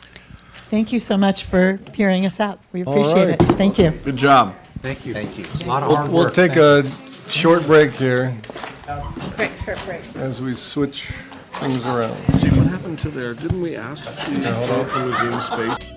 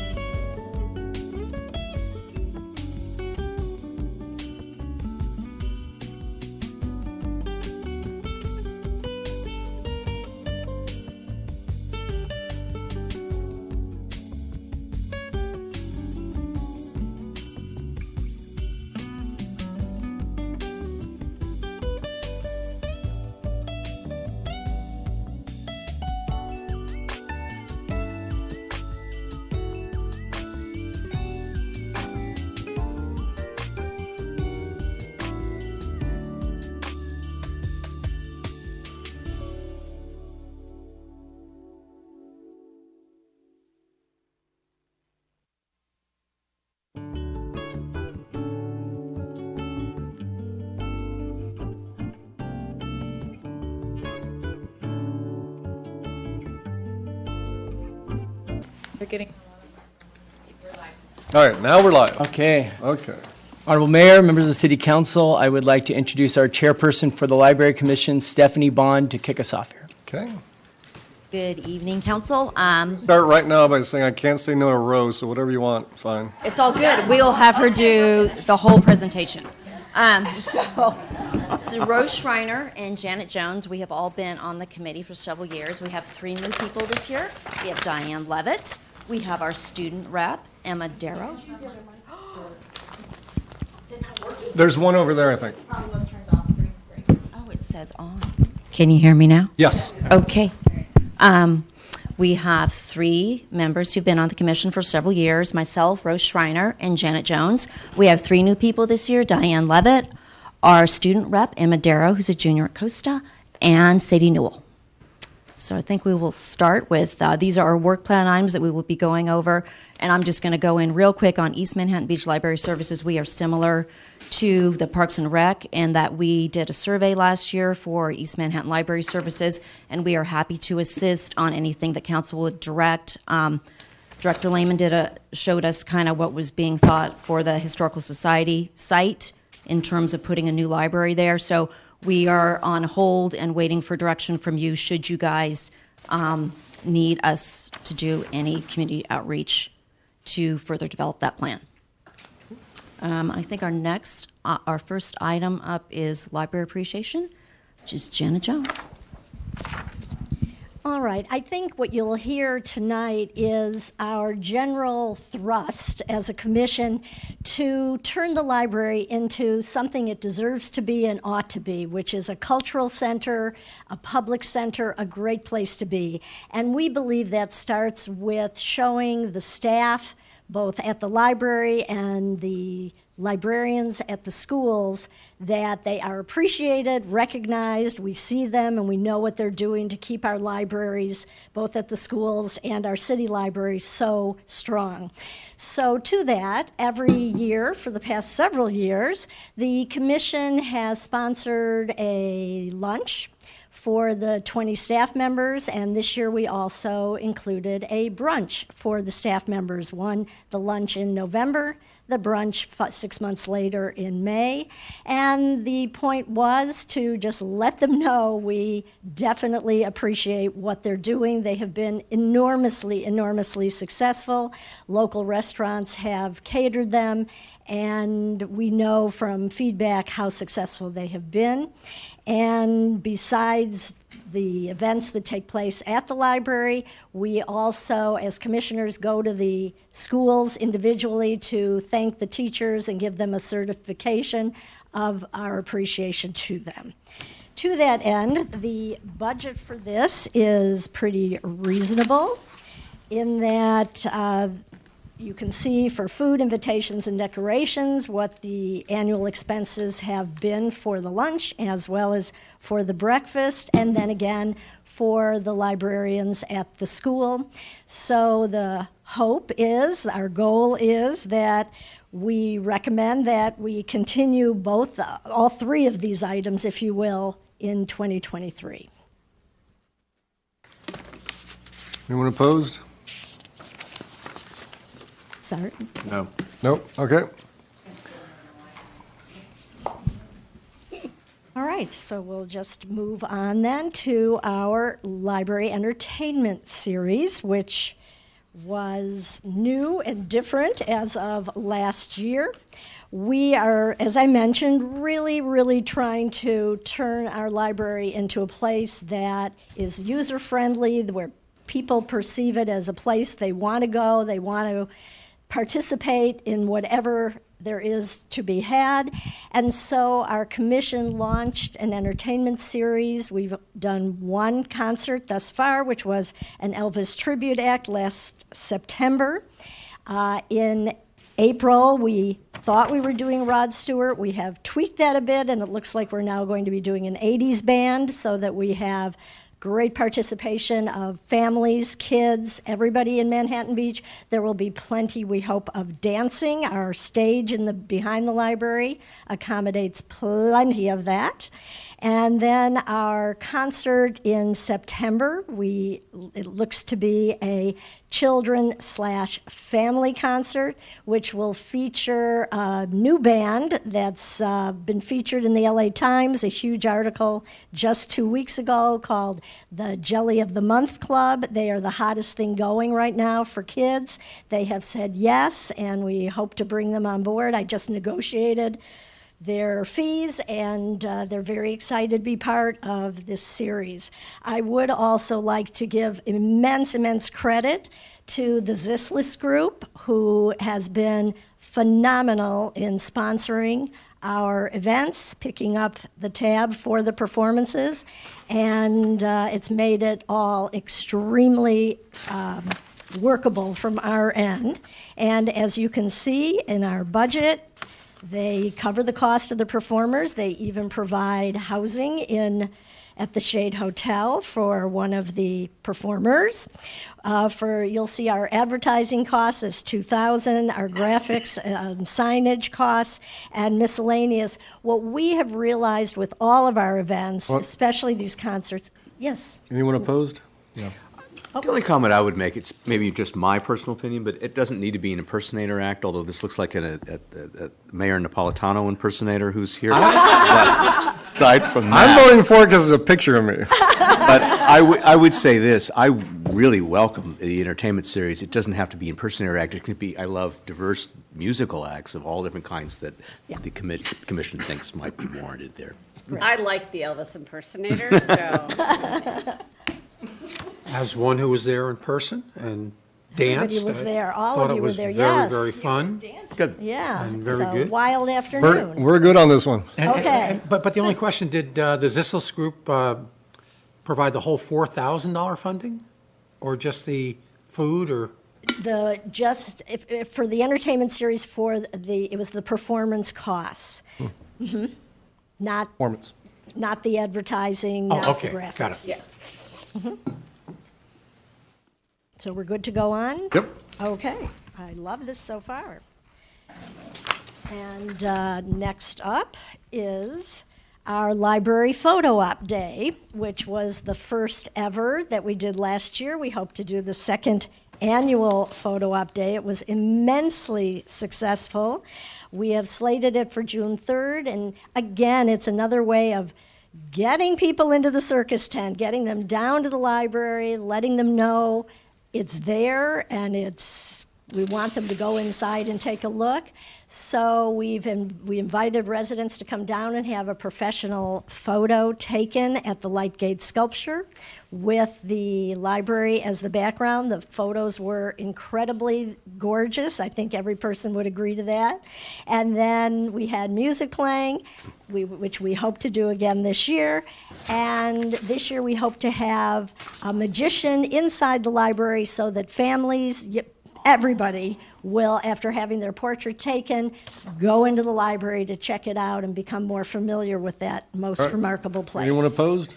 I don't like magicians, but okay. 4-1. Good to go? Good to go. Okay, thank you. Next up is Learning at the Library. This is a program we've been doing for a few years. We got a little waylaid by COVID. So we are back on. We hosted one event in 2022 with Jan Dennis. This year we would like to do 3. Our first one is coming up in a little under 2 weeks. Belinda Tang, she was NPR's Books We Love for 2022. She was also an Amazon editor pick. Diane Levitt has a flyer for you that we'll be happy But opposed. No? No, if anything, I would say, how can we even grow it? I mean, I would love to have even more speakers. Right. No. Councilmember Lesser, I totally agree. We're starting with 3, and we hope that we can make it pretty turnkey. We just got to get we got to get it smooth. Great. And then, be great if we could have one every other month. Because again, to our earlier point, we really want citizens to use the library and see more than just checking books in and out. Like there's a lot of great usable space in the library that we don't think people know about. Any collaboration or thought to do so with our local bookstore? We are. Pages is helping us out on Belinda Tang, and we have worked through Josh Murray to figure out how to work that with the fees in the library, and we're good. We're support.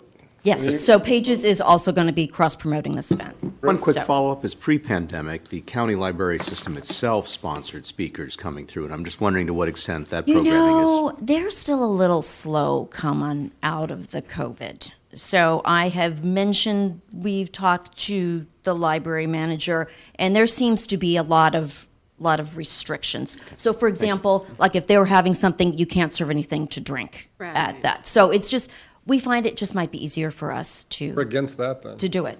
When We have water. Punch. we have water and tea. But anyway, but no, we have tried that route and it still seems prohibitive. Great, thank you. But they do have a speaker coming at 2 o'clock on Saturday. Give him the mic. His name is Kwame. He's doing a program for Yes. 8-year-olds on up about slavery, and it looks really good. And I did hear from Josh that this guy is a great speaker, so I am going to show up for that. Well, you got support here for the author series. Thank you. So I am going to talk about the book giveaway. It's an ongoing program that we began in 2018 on Valentine's Day. It was called Blind Date with a Book, and we took 1 million hours wrapping books that we thought looked really pretty with stickers and all of that kind of thing and little clues on it so we would know who to give the book to. And it was really attractive, and it really wasn't very good because people would open their book and then they'd go, oh, I don't really like this, or I already read this. So then we geared up, and the second iteration of it was leaving books unwrapped and categorized, and people would come by and choose their own books. People like to touch the book that they're going to select. They like to read the front, they like to read the back, they like to talk to you about what they've chosen. And so that went pretty well, and that was called No Strings Attached. Personally, I Some like that people- name better, but I got another one coming. No Strings Attached. Didn't work out so well because people said, what do you mean? So now we call it the book giveaway because we figure that's pretty clear, right? So, anyone opposed to this? Great program. So it's a 5-year-old program, starting with Valentine's Day with the teens and the teen librarian back in the very beginning. Now we have gone I have beyond that. one quick clarification, Rowan. That is, so I'm a lifetime member of the Friends of the Library, and I'm just wondering in terms of I got it. getting books, in terms of how you're obtaining the books, is it through the Friends? Is it separate from the Friends? How can the community support the program? Okay, so how we do it is we get books from friends, we get books from teachers at the various schools like librarians. We get people that just contact us on Facebook and say, could you come by and pick up books? We'd like to donate books. But we also get books from Friends of the Library. And the reason that works out is our people tend to like mysteries and fiction and children's books and teen books. Their people tend to like self-help, travel, nonfiction. And so pretty much we have different audiences. So they share their books with us. So we're in really good hands there. Last year we gave away more than 1,000. I tried to add up the numbers. It was about 1,050 books. We did both Light Gates in January and November. We did Valentine's Day. We did the Elvis tribute, the photo op. And then at Christmas, we did a book giveaway at the North End Holiday Stroll. It was wonderfully successful. It might have been because we were right next to the petting zoo. And so it gave people something to do while they were waiting for their turn to see Everybody up here supports it. Okay. What do you got next? It's so cool, actually. Oh, thank you. It costs about $100 because we give away kisses. All good. Okay, got it. Thank you. So the next thing is something new, and it's called the poetry event. And we're thinking that this event would be something that people would enjoy, intergenerational event. We are working with Shannon Vaughn at the high school with her creative writing class and the Older Adults Poetry Circle. and the older adults program. And Jan Buick has already cleared us. We're using Dial a Ride. It's on February 8th. And we're organized to go over to Costa.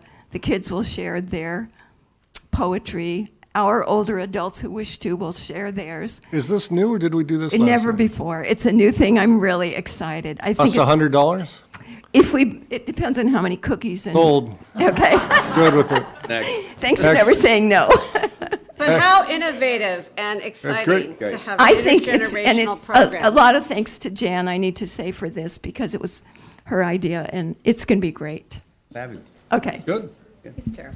All right, next up is Story Walk. We had presented this to you last year, and in that time frame, we had a Eagle Scout, Henry Johnson, fundraise to buy 16 structures for Story Walk. They are sitting in the Public Works warehouse, garage building, waiting to be installed. As you can imagine, Polywalk Park is not a great place to install these just at this moment. So I think hopefully the flooding will recede and we'll be ready to go. But anyway, we are ready to go from our end. This is just an example. So we take a book and we take it apart. I have each page laminated. They go into the 16 structures, the 30-page book does, and it's in the Braille Trail around Polywalk Park, and so kids will walk around and read the book. And we plan on changing it out 3 to 4 times a year. Council, we like? Love. I have a question, Anna. Perfect subject, too. Question for a from flooded polywalk. MPT. Thank you, sir. So, Commissioner Bond, here's my concerns. So, the comments I heard earlier that, and remember, there are 4 of us up here that made this library, that got it done within the mayor of Metropolitan was working for Supervisor Kanabe, but the rest of the 3 of us that were up here that made this library kick back, we've always thought of it. Even the old one was a meeting center. Yeah. It was user-friendly, except it was downsized. It's always been that place, cultural center. It was not new. That's not new to the community. The library is new, but the meeting place, the cultural center is not new to us or the residents here. Unless you're new to the city, then of course it's new. But everything else you're doing, the programming's fine. The only issue I had with it is that I may have been sleeping that day. This Braille Trail that we have now. Yes. So in my mind, looking back at the notes on it, did we approve it to go next to the Braille Trail existing signage? If that's true, that's one issue. We The did. second issue is our public work guys are slammed. I don't know how we're going to do this and the 5 things that we're trying to do and everybody else is trying to do all in 1 year. So in my mind, this is a 24 concept and installation, not a 23. Unless Director Lee all of a sudden gets 50 guys coming to work for him, I don't see how we're going to get there in 23. Now, it's early. It's only January. Things could happen. We can all get time on our plates. Love to hear let's hear from Director Lee. the timing, because I think these structures have been sitting in since maybe August. Let's hear from Director Lee. We had the materials warehoused, and we're trying to coordinate with Eagle Scout that planned the project, and our plan is to do this in '23. Okay, so the location is next to the existing Braille Trail signs, like you have one here and one next door? Is that the game plan? Yes. Yes. Okay. That's the rail trail. Is that cluttered, or do you think that I'm works? curious. I'm surprised no one saw that before, but I mean, the rest of the council agreed with it, then go for it. I think it's going to be a lot. What's the size of these? From the picture, you can kind of get an idea. Well, is that the Braille right there? No, No? that is from the company that the structures It were doesn't purchased show- from. I can't tell how big it is, though. Is it? The sign itself, it's like 24 wide and 18 high, and it's on a post. Right. Okay. And the idea, Your Honor, one more question. The idea is that it's interchangeable? Are they going to stay permanent with that note forever? Or No. you gonna change them out? They have there's a backer that you stick in there, and then you stick these on there literally with double-sided tape, they tell me. So we plan on swapping out the book 3 to 4 times a year. Well, so I think the question, we've heard from Director Lee that can be done in 2023, but in terms of spacing them out, do you want them farther apart from the Braille? That's my concern, guys. You're going to clutter, you have 2 next to each other, space them out at least, and not have them next to each other. Okay, when we initially talked about this, we were led to believe that the Braille Trail was probably the path of least resistance because there was already something there. So we can certainly go and look down in that area of Polywog and figure out a better path. The Braille Trail goes around, like in a circle. You can go off on a path over towards To the east. the middle school. Yes, correct. I don't know how large the Braille plaques are. Sorry, I should press my button to speak. Is that how you do it? Is that what you're saying? Councilor Horwath. Yeah, thank you. Oh, thank you so much for recognizing my right to speak, Mr. Mayor. How big are the Braille Trail plaques? Are they, I assume they're small, oh, they're pretty big? They, About yeah. the same size? I mean, we just might, I mean, I think this is up to our Public Works folks to come back to us and say, hey, here's kind of a schematic of what it could be. I don't know. Or is it? Spacing is the issue, not the size. I see the point, though, Mayor Pro Tem Montgomery is bringing up, though. Two signs next to each other. I concur. We are happy to work with Public Works to develop a schematic I love that the idea would be visually appealing and work for all. And bring the schematic back to council for final approval at some Fine. future date. Excellent. That'd be awesome. We'll get that done. Okay. Thank you. Other than that, are you good with the I'm good. project? Okay, and that we're good with. Councilmember Oh, Councilmember Frank. Yeah, Frank. just a comment. First of all, great idea. It combines a lot of things that parents and grandparents are looking for. You're outside, fresh air. They're going to be eagerly going from one, sign to the other. That's my only caution. It looks like there's a lot of sharp edges on that. And kids and their rambunctiousness in parks and everything like that. I'm just a little concerned of them running into the signs, and especially if it's, you got the Braille sign and that together. Which So, makes more, which would go to the point of spreading it out. I will say that I can certainly ask the company, but these story walks are literally all over the country. I mean, there are hundreds of them throughout the United States. It was started by a woman in Vermont. And I have not heard of any issues with corners being a problem, but we can certainly see that would matter how low we put it to the ground, right? If you don't want it at like a 4-year-old's head level. On the bottom corners. But that's just an overprotective grandfather talking. Understood. Good point. Understood. But I love the idea. Off their phones, off their screens, Yes. outside, reading it. Just fantastic. I love All it. right, since we're going over this some more, I do have a question. Mayor's prerogative. No, go ahead. No, my question be, so vandalism. Yes. So, is this a three-ring binder kind of thing? How are we going to prevent pages from being torn out? They're on the structure, it slides in and locks in place. There's not a key that I know of. So someone, if they wanted to be crafty, could come and undo it. But again, I have not heard of that. We were maybe concerned about them being spray painted. Right. But Okay, we'll wait and see. yeah. And just out of curiosity, what are the words on the Braille? On the Braille plaques? Braille's already there. No, but I mean, what is it? Is it a story? Is it talking about the park? Is it? Yeah. I don't know. I can't read Braille. No, I have no idea. It's not ours. That's not, yeah, that's not. No, I'm just wondering. I mean, like, what does it say? Or what does it read? Don't fill in honor. I wish I had an answer, but I don't. Good things the Lions Project did it. They've got the words there and the Braille trails. The Braille is part of that story. There's also words there. Oh, there are? all along. Okay, great. Those who haven't been to Polywog Park will see that. But the second question was, and I'm glad you brought that up, QR code. So you mentioned the fact that you're building the modern. Is there a QR code attached to the screen that she's holding up to that example? Is there a QR code? For the author? Yeah. He was asking about it, yes. I was wanted to perhaps put on the last structure with the end page to have a QR code to the author's website. That's it. But, and he would love to have something to purchase the book, but I didn't think the city wanted to be involved in. Because another park we're dealing with has a QR code going on it. We thought it might be consistent and put a QR code on these going forward. Yes. And Yeah. most of the ones that I've read about do have a QR. Most of the story walks that I've read about do have a QR code. Okay. Thank you, Honor. So we will have that on the final page. Okay. Next. Next up, this is the spring summer reading program, and this is actually going to dive into more what Commissioner Levitt is going to speak about as our next work plan item that is new for this year that we're seeking approval for. It's a library awareness project. We've all talked about getting people into the library, and now we have a plan with how we would like to. Cost approved. Okay, excellent. All right. Next up.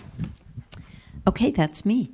I'm going to talk to you about an idea that we have for a library awareness program. You know, I think all of us are united in both our love for our Manhattan Beach Library and our commitment to literacy and literacy broadly understood in our community. We'd like to bring more people into the library. We'd like more library cards. So we've thought about some ways that we might focus on that this year, and that's new to our work plan for this year. So I think the natural collaboration to start with is with the elementary schools, our middle school, and our high school, starting out with our PTAs. I think we're going to try to host a day at the library for each of the 5 elementary schools, have swag there, do scavenger hunts within the library, and have a library card application out so that students can get their library card and leave with a book. It's amazing. So we're looking forward to that collaboration with the elementary schools. For the middle school and for the high school, and of course Commissioner Darrow is extremely helpful on this front, we are going to be talking with those schools and with kids about things we might do at the library that will draw them over and get them their library cards and get them patronizing libraries. I think we're establishing a lifelong habit, but also taking great advantage of this beautiful facility that we have.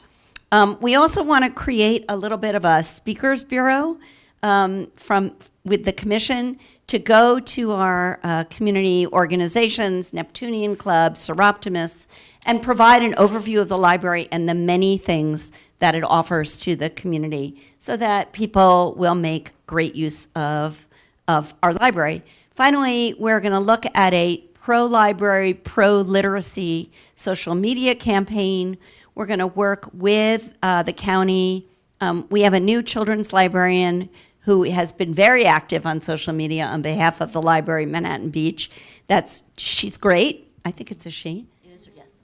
And so we're going to partner with her and library manager Murray to do some more social media to promote the library. So I think we may come to you for some money for swag, and otherwise this is just like love. That's the cost. Love. Next. Great. Awesome. And I just want to say, as a new member of the commission, how great it has been to serve and how lovely it's been to be welcomed by our 3 more experienced men, more experience, and also how much fun it's been to meet the new people on the commission.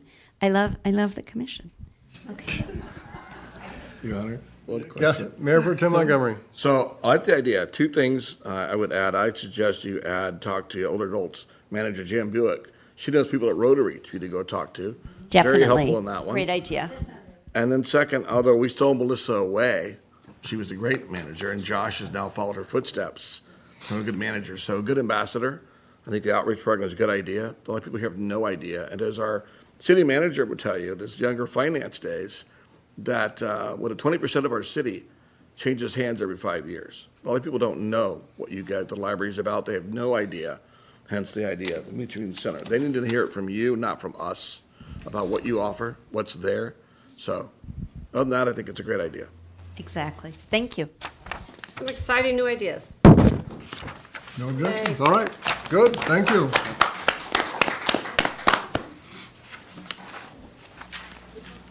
Is the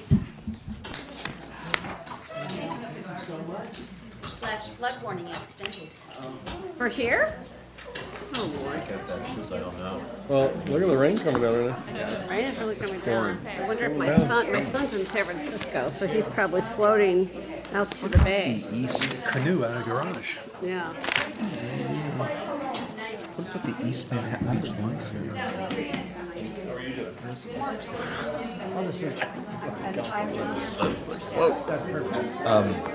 Point Bay. Hey, Steve. Yeah. Did we cover the East Manhattan Beach Library? I was expecting a Earlier discussion, she said East Bend Beach Yeah, Services. well, Up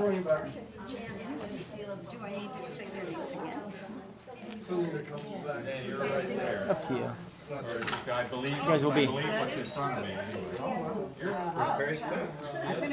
right here. Yep, chairperson in the middle. Joe?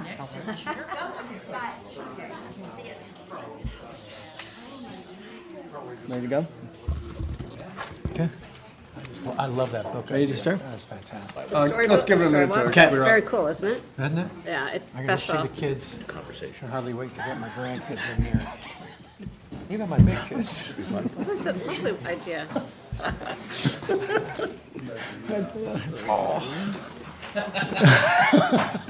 So we're gonna lose 3 of them in 23. All right, we ready? Okay, yes. So to lead us off for the Cultural Arts Commission will be Betsy Rubino, their chairperson. Well, before we do that, I've got a rather strong reaction to this report, staff report here. You know, council sets the priorities for what it wants to get done and what it wants the commissions to work on. And speaking for myself, I read this report and it says, in order, each item except for the first one, in order to streamline the completion of work plan items, the CAC has elected to work on one item at a time and pause all others until the completion of that item. And I can't disagree with that more.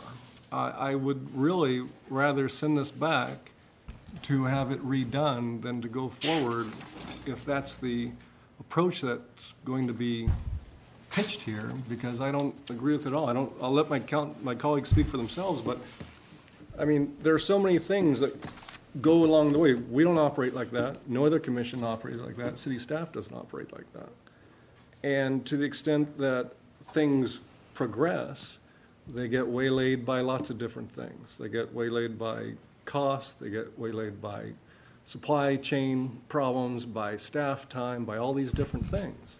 So we could be working, if we just had the Parks and Rec Commission working on the redo of Pollywog Park playground equipment, they wouldn't do anything else for 3 years, because that's how long it's taken to get that project done. So I'm very concerned with how this is phrased here, and I'm sure that you have some explanation for it, but it's never going to fly for me to work on one project at a time.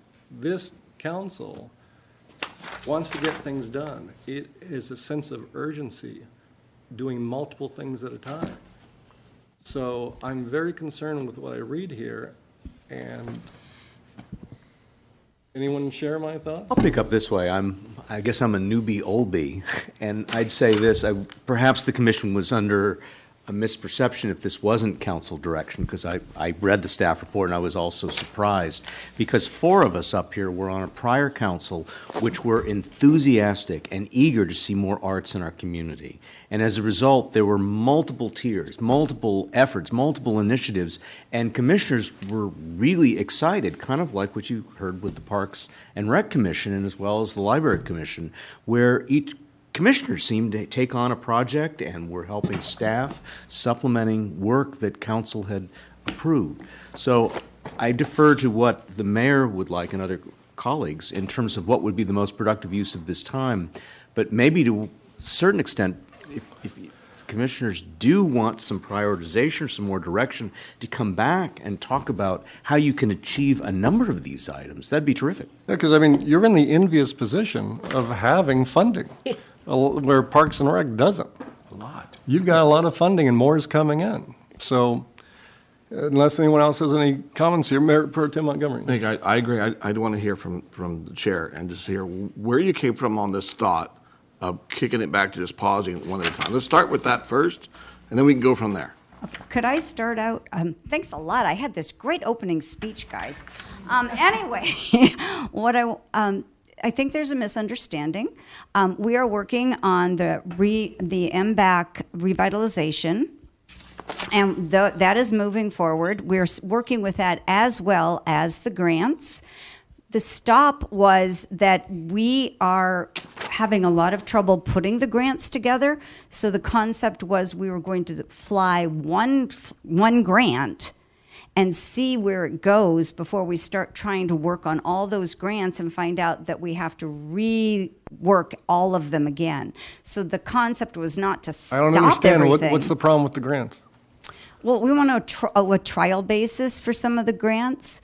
There's an issue of what needs to be put into the program, what we need. We're supposed to write the grant program, and we're a little we've been very confused about what to put into this grant program. So the idea was to try a trial on one, and then see where it goes from there. Have you reached out to the LA County Arts Grant? Because they have a great format that you can just follow. I think that was what Mr. Benz used, and it didn't go very well. But I mean, I want murals. I want the utility boxes. That stuff shouldn't be put on hold. And frankly, if you're asking, the Arts Center is a lower priority than on those other things. I want some real public-facing art out there that we get to yesterday, because frankly, we should have been doing more of this. The last year and a half, COVID understood, but there was an opportunity to do a lot more in that time than we have.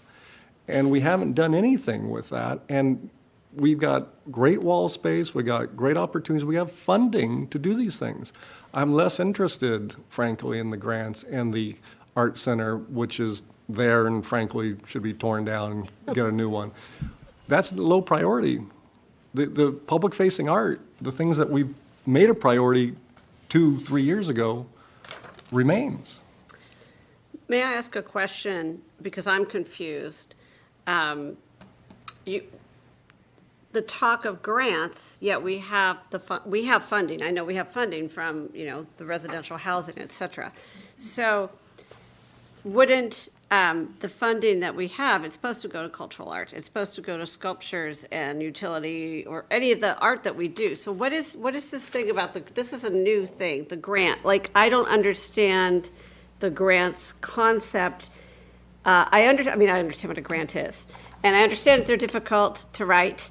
I do understand that. But each program has arts grants, permanent sculpture, arts grants, digital wall art. So why are we relying on And the other thing is, why haven't we just hired someone to come up with it for us? So we have the money to do it. Did we decide not to use the money that we have? That's what I wanted. The funding is in the cultural arts budget. It's in the trust fund. We Right, have so- money in the trust fund, Right. yes. And this was an allocation for the trust fund. And it was given to us to write the program when it didn't. I'm going to ask Galen to add to that, because 4 years ago, we flew the proposed grant program, and it didn't really work well, which is kind of why we've decided that we need to do a trial on one grant and make sure that we've written it well in order to move forward. When was that? Go ahead. So the grant program originated, I want to say 2018 maybe, and there was Martin Betts, the previous. When was that last failed grant?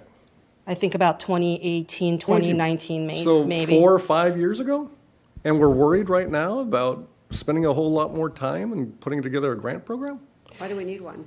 Yeah, I'd get rid of the grant program if we can't do it, and let's continue on with our public-facing art. Less money.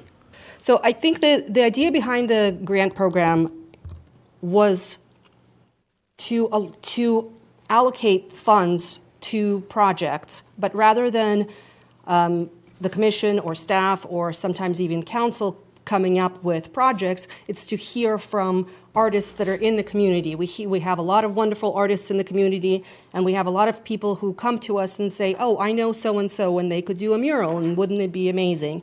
Or artists themselves who come to us and say that they would like to put in a sculpture or things like that. And it's difficult for those projects to get started. There's not necessarily a foothold for them. So the idea behind the grant program was to put together almost a funnel, if you will, where anybody who was interested in putting up a mural, a sculpture, a utility box, whatever, could fill out an application, say, here, I would like to do this, and it's going to cost this amount of money, and ultimately you would go to city council for an easy decision. Yes, no. Like that has failed miserably, though. Well, we only tried it once, and the one time that we tried it, it wasn't a good, the application process was not very well thought out. So the applications that we received were Okay, but not again, ideal. Again, when was that, though? A while ago, correct. 2018? Yes. Well, 5 years ago, we didn't have a good grant program, and so that's holding up everything else right now? Well, so since then, the commission's been trying to work on some of those grants, and they had some trouble kind of wrapping their heads around how to make a better grant program, and also working on other things I'm having that trouble they... wrapping my head around this. Start here. You want me to start? Yes, never pretend So, like hey, that. man, you know what it is? I'll just rewind it. The people at home don't know what we're talking about. Public Art Trust Fund. Those of you that wonder what we're talking about, every time you build a new house or renovation or commercial projects, part of that fee money that we get goes to the Public Art Trust Fund. It can only be used on public art, period. I don't know what the number is now. It's over $1 million. We have over $1 million unencumbered money. We've had over it for a while. So we're frustrated, those of us that have been here before and now, that we haven't spent it because there's a clock ticking. That money doesn't get spent. It goes back to where it came from. That's our fault that we didn't spend it. But number two, forget COVID for a second. We should have spent before COVID. We should have spent after COVID. So we like to see things happen. We're not placing blame on the grants. Whatever happened, throw it away. We don't care about that. All I'm saying is, you know what? We want to see something to happen. And we're spoiled because we came from a period, and Steve was there, we saw public art. You saw the things around town. People go, wow, what's that windmill? What's that dragon? Things that we moved around. And now you see public art everywhere. We want to see more of it. So I understand the restraints of a grant. And it's terrible for all of us. We hate them as much as you do. But when they fail, or when they take 3 years to get done, or a year to get done, move on. Yeah. Use our money that's sitting there in a pot of money. So I tell you guys, spend it. Whatever you're looking for, run it through Alan, run it through us, and go. Don't waste any more time on government grants. Use the money that we have and dedicate it for one reason. When Joe asked about the public art on the rainbow part of it, we didn't say we don't have money. Let's go get a grant. We said do it. We just did it. We didn't wait. So now that function for 23, no more grant, no more waiting. Just build it. That's it. I mean, we had a model that got us murals. We had a model that got us utility boxes. We had a model that got us other things. Go back to that model. Mayor Pro Tem, or Councilmember Lesser. Not quite yet, but thank you, sir. So we also have the issue. Yeah, I got. That you're first.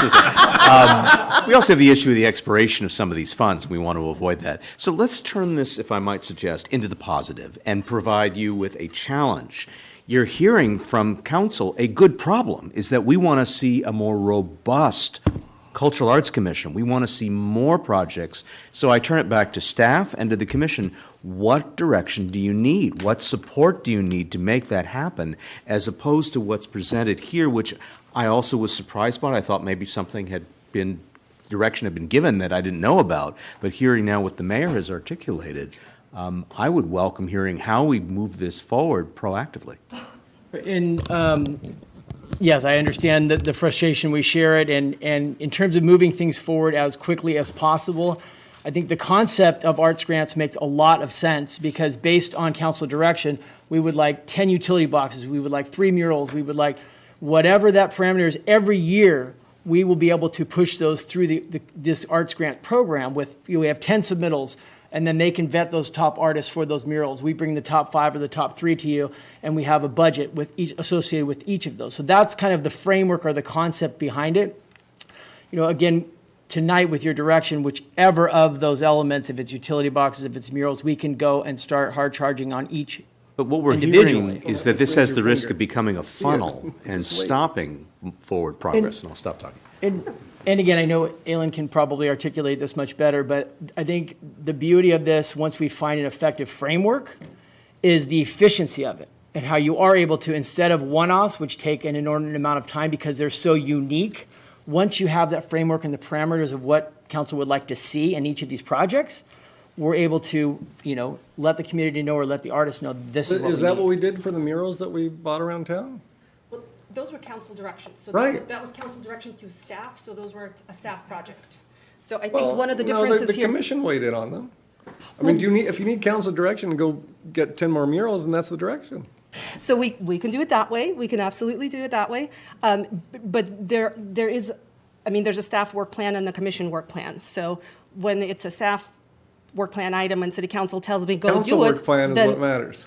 Absolutely. Then I go and do whatever it is, you tell me to do. You tell me 10 more murals, cool, 10 more murals. The idea behind this was to, as Mark was saying, not to funnel it and stop it, but to streamline it and to make it easier for people coming in. Some examples, we have, I'm sure you're all hearing about the North Manhattan Beach surfboard sculpture that's being thought of right now. That's a one-off project that's taken probably hundreds of staff hours, and we're not even sure if that project is approved. Someone needs to say enough. But I mean, 5 years for a failed model that we haven't had a follow-up with, beyond frustration. I'm trying to choose my words as carefully as possible because, wow, really? That is a failure on every level. We need, if that's the model we're going to follow, which I'm not sold on that at this point, but if that's the model we're going to follow, fix it yesterday. Hire someone, do whatever. The commission doesn't need to sit there and wordsmith what the grant's going to be. And if they haven't been able to do it to date, and again, 5 years, why not? Why hadn't we done something different? Why wasn't this brought to council earlier? Why wasn't, I mean, this lack of progress is astounding. And city manager is going to tell me what? May I? I'm going to tell you, I hear you, we hear you loud and clear. We will come back to you in a short amount of time here with a revamped program, with a plan to get some artwork out in the community, to do it expeditiously, and to spend those trust funds down before they get needed to be returned. Okay, and let's be honest, though, I don't think we're in threat of that. We're not. A year or something, like a couple of years, but whatever. It just, Councilor Holbrook. Thank you. So I need to ask, is it possible for me, when the last time I was on council, what would happen is and I'm not saying this was better, but the Cultural Arts Commission would say, here's these 5 things. They would do a call for art, and they would get a lot of stuff, sculpture, and then we'd say, okay, great, because we were focusing on sculpture, and go do these 5 and put them around here. Are we calling these art grants, but they're grants from our fund? Correct. Okay, so that's one thing. So it's a little bit of a, first of all, let me, understand that. So it's an art grants, but I think it's a very, it's not well named, if I may be so bold, because it is confusing to, I think we all just went, wait, what? So that's why you heard at least me in the beginning. I think what might be useful is for us to decide what kind of art we would like to see them focus on.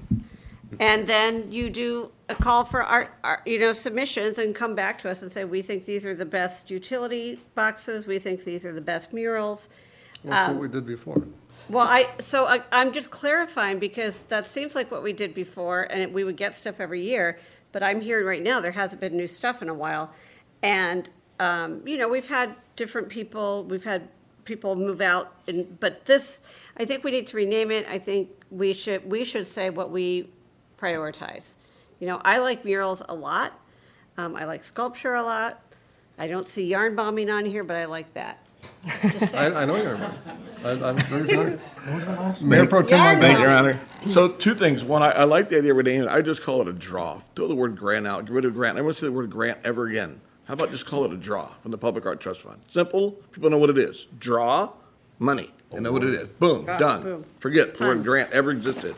We did approve art for our 2 normal former council. We did approve a lot of art while you guys were off council. We did approve a lot of it. Throw COVID out for a second.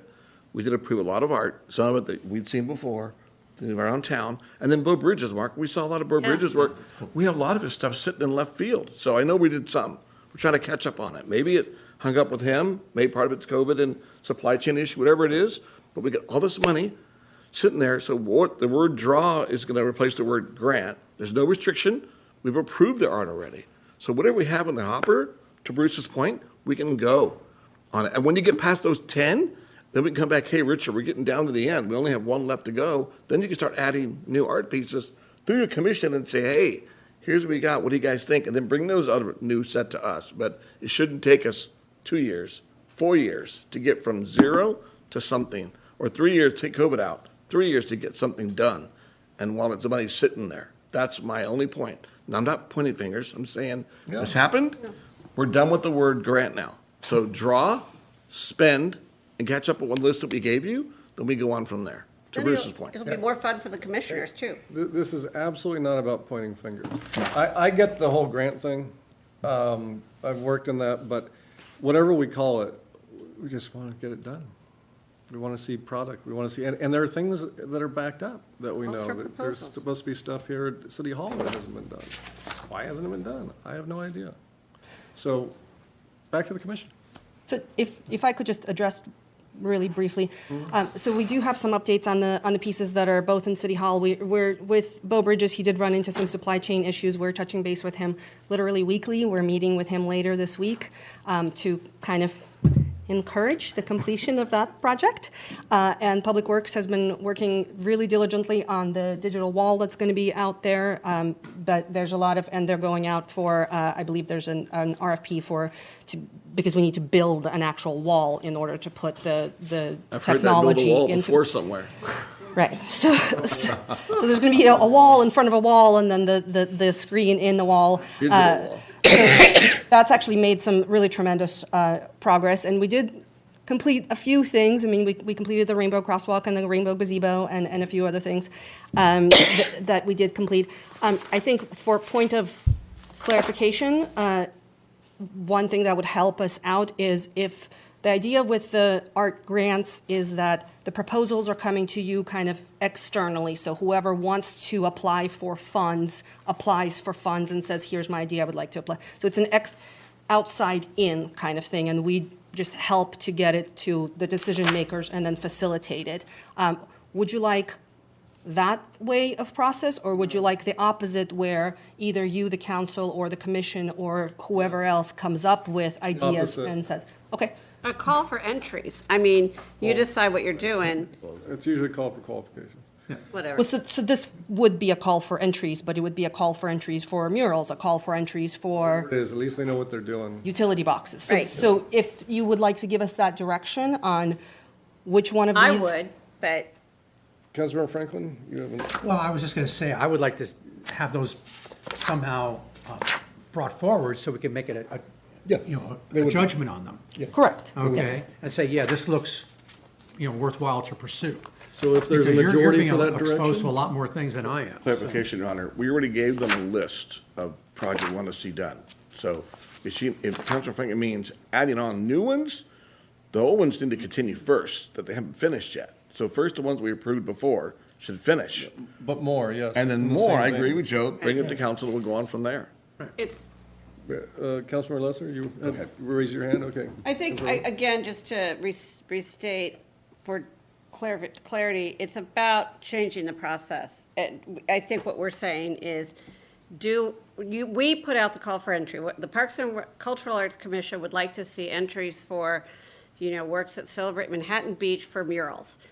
We direct that rather than sitting and waiting for somebody to come and say, hey, I have this great idea. I think that's what is crucial here. Agreed. So let's make that switch, and then if somebody comes to you invited,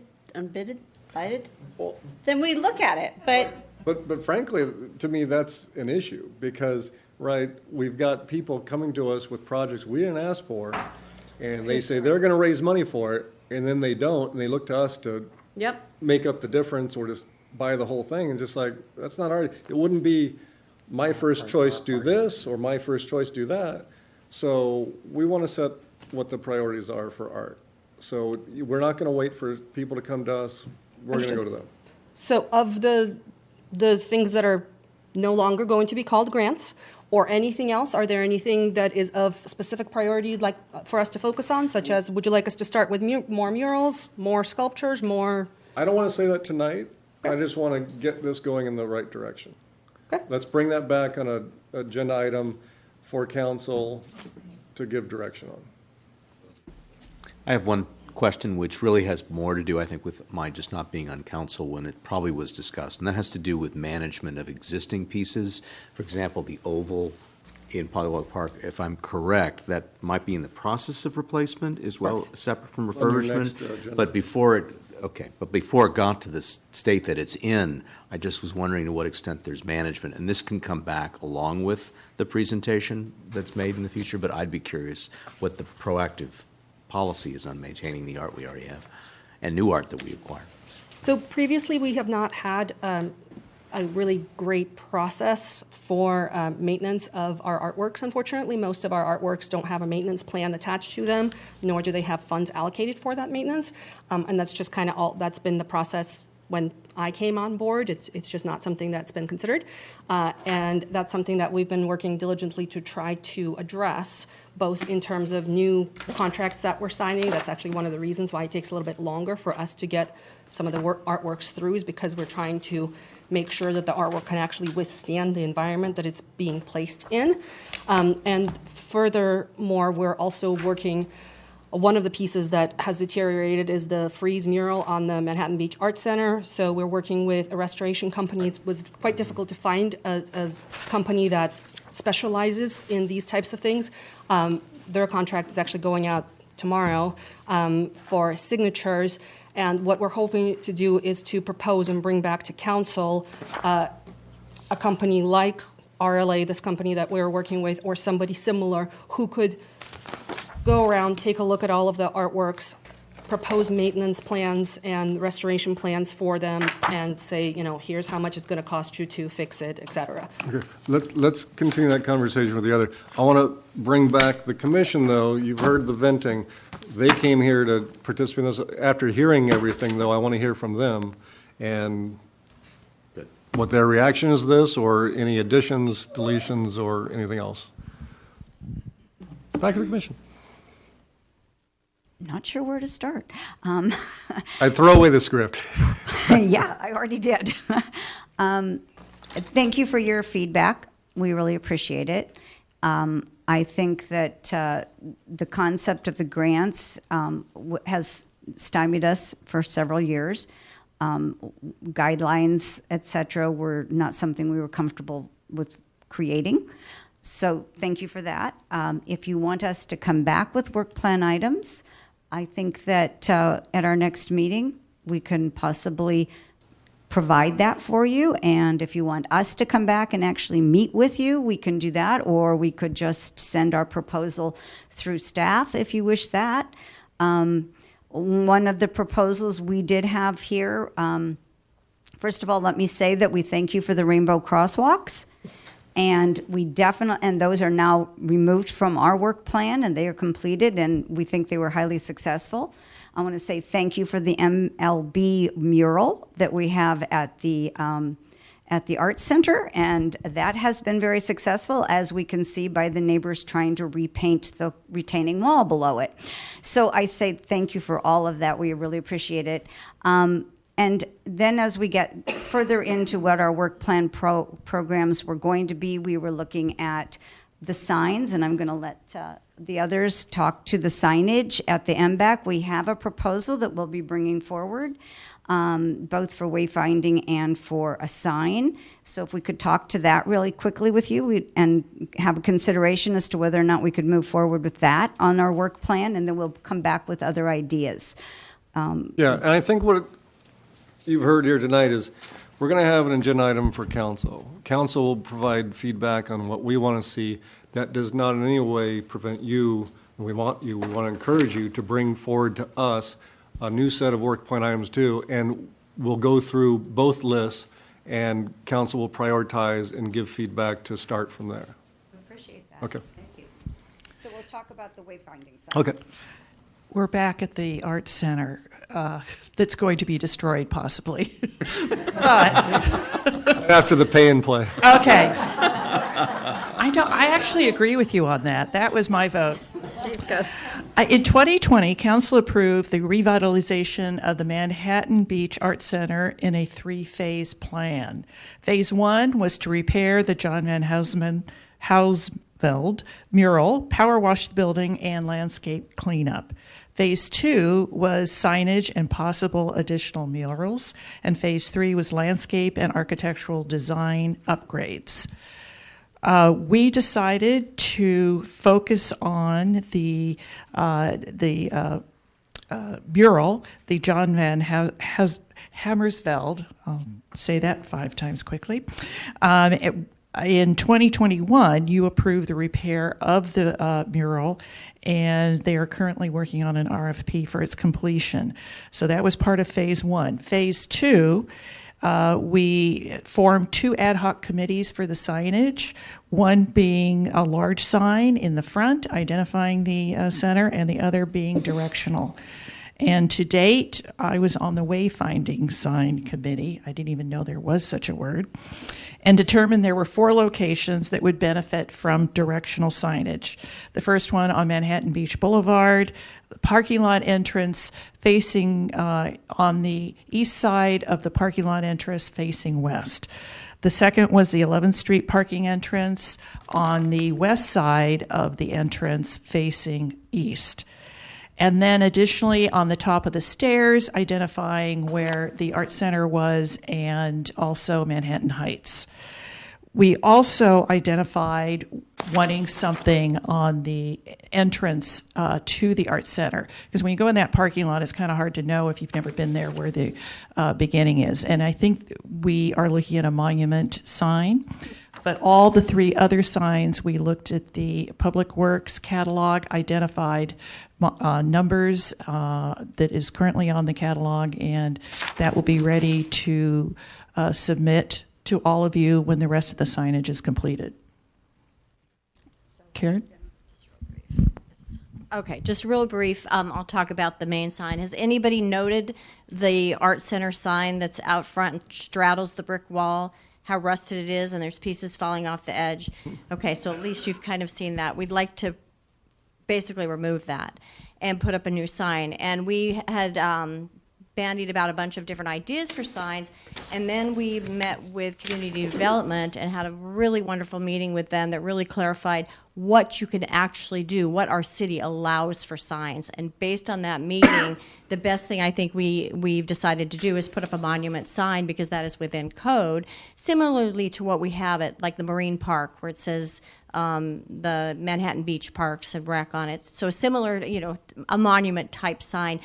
We now need to just get the actual size and then bring that back to you to approve. So that's really the idea, is we'll do a monument sign. We had thought about LED type signs that could actually advertise things, and that's just going to be very difficult with the code, and we decided and with the neighbors, et cetera, that's probably not a good idea. So we've gone back to a more simple idea that we'll bring back to you. Thank you. How big painted art here on the side of the circular building? I like it. That is one. Go ahead. That's also a side option that we'll bring back. There's a great place that has lighting already, that we're already looking at a mural there too. It'd be more like a mural versus a sign, because it's hard to mix the two because money's so. Next to got basically art, question mark? I like it. Yes, basically we came up with code issues, and that's why we are limited, and it's taken a little longer than we wanted because our size is 6 foot. For a monument sign, we're not really sure anybody will even see it as they go past, but we're hoping. And then we have the mural idea, of which we are limited again if we put a sign on it, which is a 20 by 10. 2 by 10. 20. You can have a 20 square foot sign on a building. So you could do 10 feet by 2 feet. Or you could have Steve go to the middle of the night with some paint and just like the neighbors did. But yes, thank you. That's where we are at with the MBAC, and we'd like to move forward on that, and we'd love that to be a part of our work plan if we could. And then I don't want to say the word because I'm afraid you'll get upset, but the You do that one at a time? We won't call it the grant program. Okay. So in terms of changing the process, Rod's not scared. there are 3 areas that we were going to talk briefly about this evening. And I expect as you all look at how you want us to prioritize arts activity in the community, we'll be able to match that up with what we, think is some of the areas are opportunity. But I'll just let you know that there were 3 areas that we wanted to see some art installation in the community in the coming year. They were some type of permanent sculpture. We wanted to continue the utility infrastructure beautification programs, and we wanted to do some specific work around digital art in those 3 spaces. So those are areas at least I suspect, will come back, may or may not come back with, but there are areas where, just to give you an advanced idea, that's where we were heading this year in terms of some of what we would like to, quote unquote, spend money on. If you Have a little more info on the digital? For the digital wall. That would be the digital wall that's going to be here in the Okay. lobby. And so we need to get that program up and going, so we'll have art once that the LCD is put up. We need to actually have some art to go on it, right? So that was part of what that not to be spoken of program was about. I thought it was going to be pictures of Mayor Pro Tem Montgomery. Surfing. You had your hand up. Go Yeah, ahead. Your Honor. So to Mr. Spackman's point, digital art isn't just digital art moving like a wave on a screen. Digital art is now a 4K projector broadcasting on a wall and do art that way. It moves, Yes. just not video. It's just a digital art projection on a wall. You can do digital art anywhere. As long as you got a projector and a wall, digital art can be in Metlocks. It can be the side of any wall you want. So when you say digital art, people, they're going to think they had them watching a TV screen. It's much more than that. Yeah. So I can send Mr. Spackman to you guys examples of digital art that we've seen other cities Yeah. on walls that Yeah. they do. So that's the concept, and it would be more of a graphic artist submitting their ideas and their artwork, and we would be then projecting it onto our walls. So it is all on the same idea, but it's the graphic artists, and it's still within the art realm. All right. Okay. Okay. We had one other idea that we just wanted to go ahead, and I'll bring it up to you because it's on the list, and I'll have Joe speak to that. Does Joe know he's going to speak to that? They threw this one on me. I was supposed to speak on the rainbow crosswalks and projects that we've completed. But again, good evening, everyone. I just want to make a couple of things clear. I think working with this commission over the past 3 years, this is a passionate and dedicated group that have been committed to putting art in the community. And that staff report has not always aligned with what the minutes have shown, and it may not do justice for what the intent was from this committee. So in no point did I assume that they were not able to multitask and do multiple projects at a time. And we've had some very spirited conversations through the course of the last couple months about being more proactive, because we want to create a strategy and we want to dictate more about the type of art that belongs in our community, that speaks to our values. We felt that with the rainbow projects, with the DEI initiatives, with some of the other things coming online. We have always been fiscally responsible. There's never been a time where we've said that we're going to see funds expire or lapse, because that is never going to be on our watch here. So what you do see as one of the last items on our plan is to potentially be proactive in looking at maybe an interactive concept of art. We were trying to identify specifically where it would best be located, but we kept it pretty general so that we had the opportunity to come back to council to really emphasize where we believe we can place some significant art pieces that align with our community values and that our community will appreciate. Just touching on this grant program, because I was part of this process as chair prior to Chair Rubino. There's been a lot of work done. There's been a lot of research. We looked at cities that were very heavy on art, such as West Hollywood, Beverly Hills, Los Angeles. These have had very interesting type of programs that have not always been aligned and synchronized. But our conversations have also been very spirited into what our vision is of what that looks like. So while we believe that should look more open-ended, others may disagree. And there were a lot of healthy conversations around it. And truthfully, it goes back to who we are as a commission, and are we going to be reactive to the type of artists that are going to come to us telling us what they think should come here, or are we going to be more proactive in saying this is the kind of art we want to see in our community? So that's kind of where that last plan item came from. Thank you. Okay, but I'm confused. I thought you were going to talk about a project. Yeah.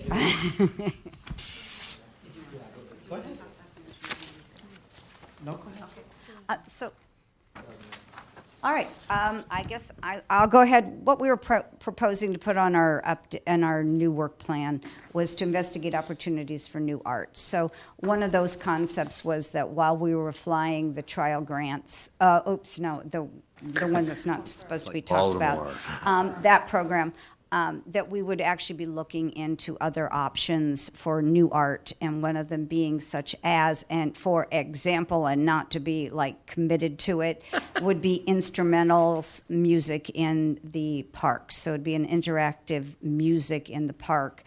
It's been done in Redondo, it's been done in San Francisco, most of the large cities What does that have it. mean? Interactive music in the park? So what it is, I was looking at some of the businesses that actually have these programs. They actually create giant instruments, and they are very sturdy. They're made so that they can take abuse, and they have a whole series of them that you can put throughout a park. You can just put it in one little circle. You could have a xylophone. You can have drums. You can have flutes. Or you can have pianos. Sorry, pianos, not flutes. But they had different instruments that kids can come and play with their parents. And this is actually a concept that was brought forward to Leadership Manhattan Beach last year, and I absolutely loved it, and resident Cynthia Clark proposed it. And if at some point you'd like me to come back with it, I'd love to. I think it's a great idea after we do all those other things. Okay. It's interesting to expand the concept. I've seen the places where they put piano. I was part of the program. They put pianos around various places and stuff like that.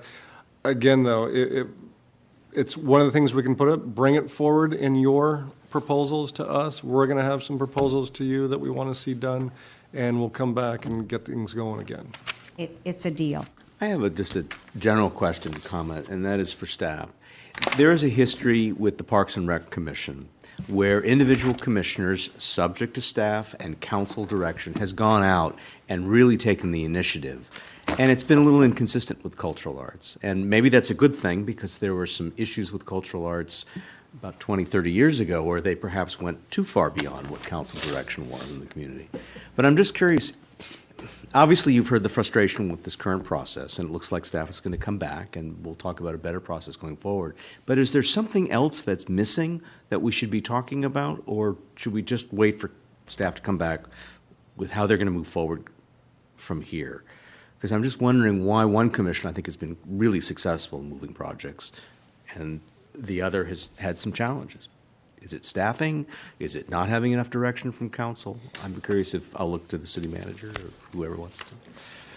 I think we'd be happy to address that when we come back with the work plan. Yeah. Okay, thank you. Okay, Councilmember Haworth.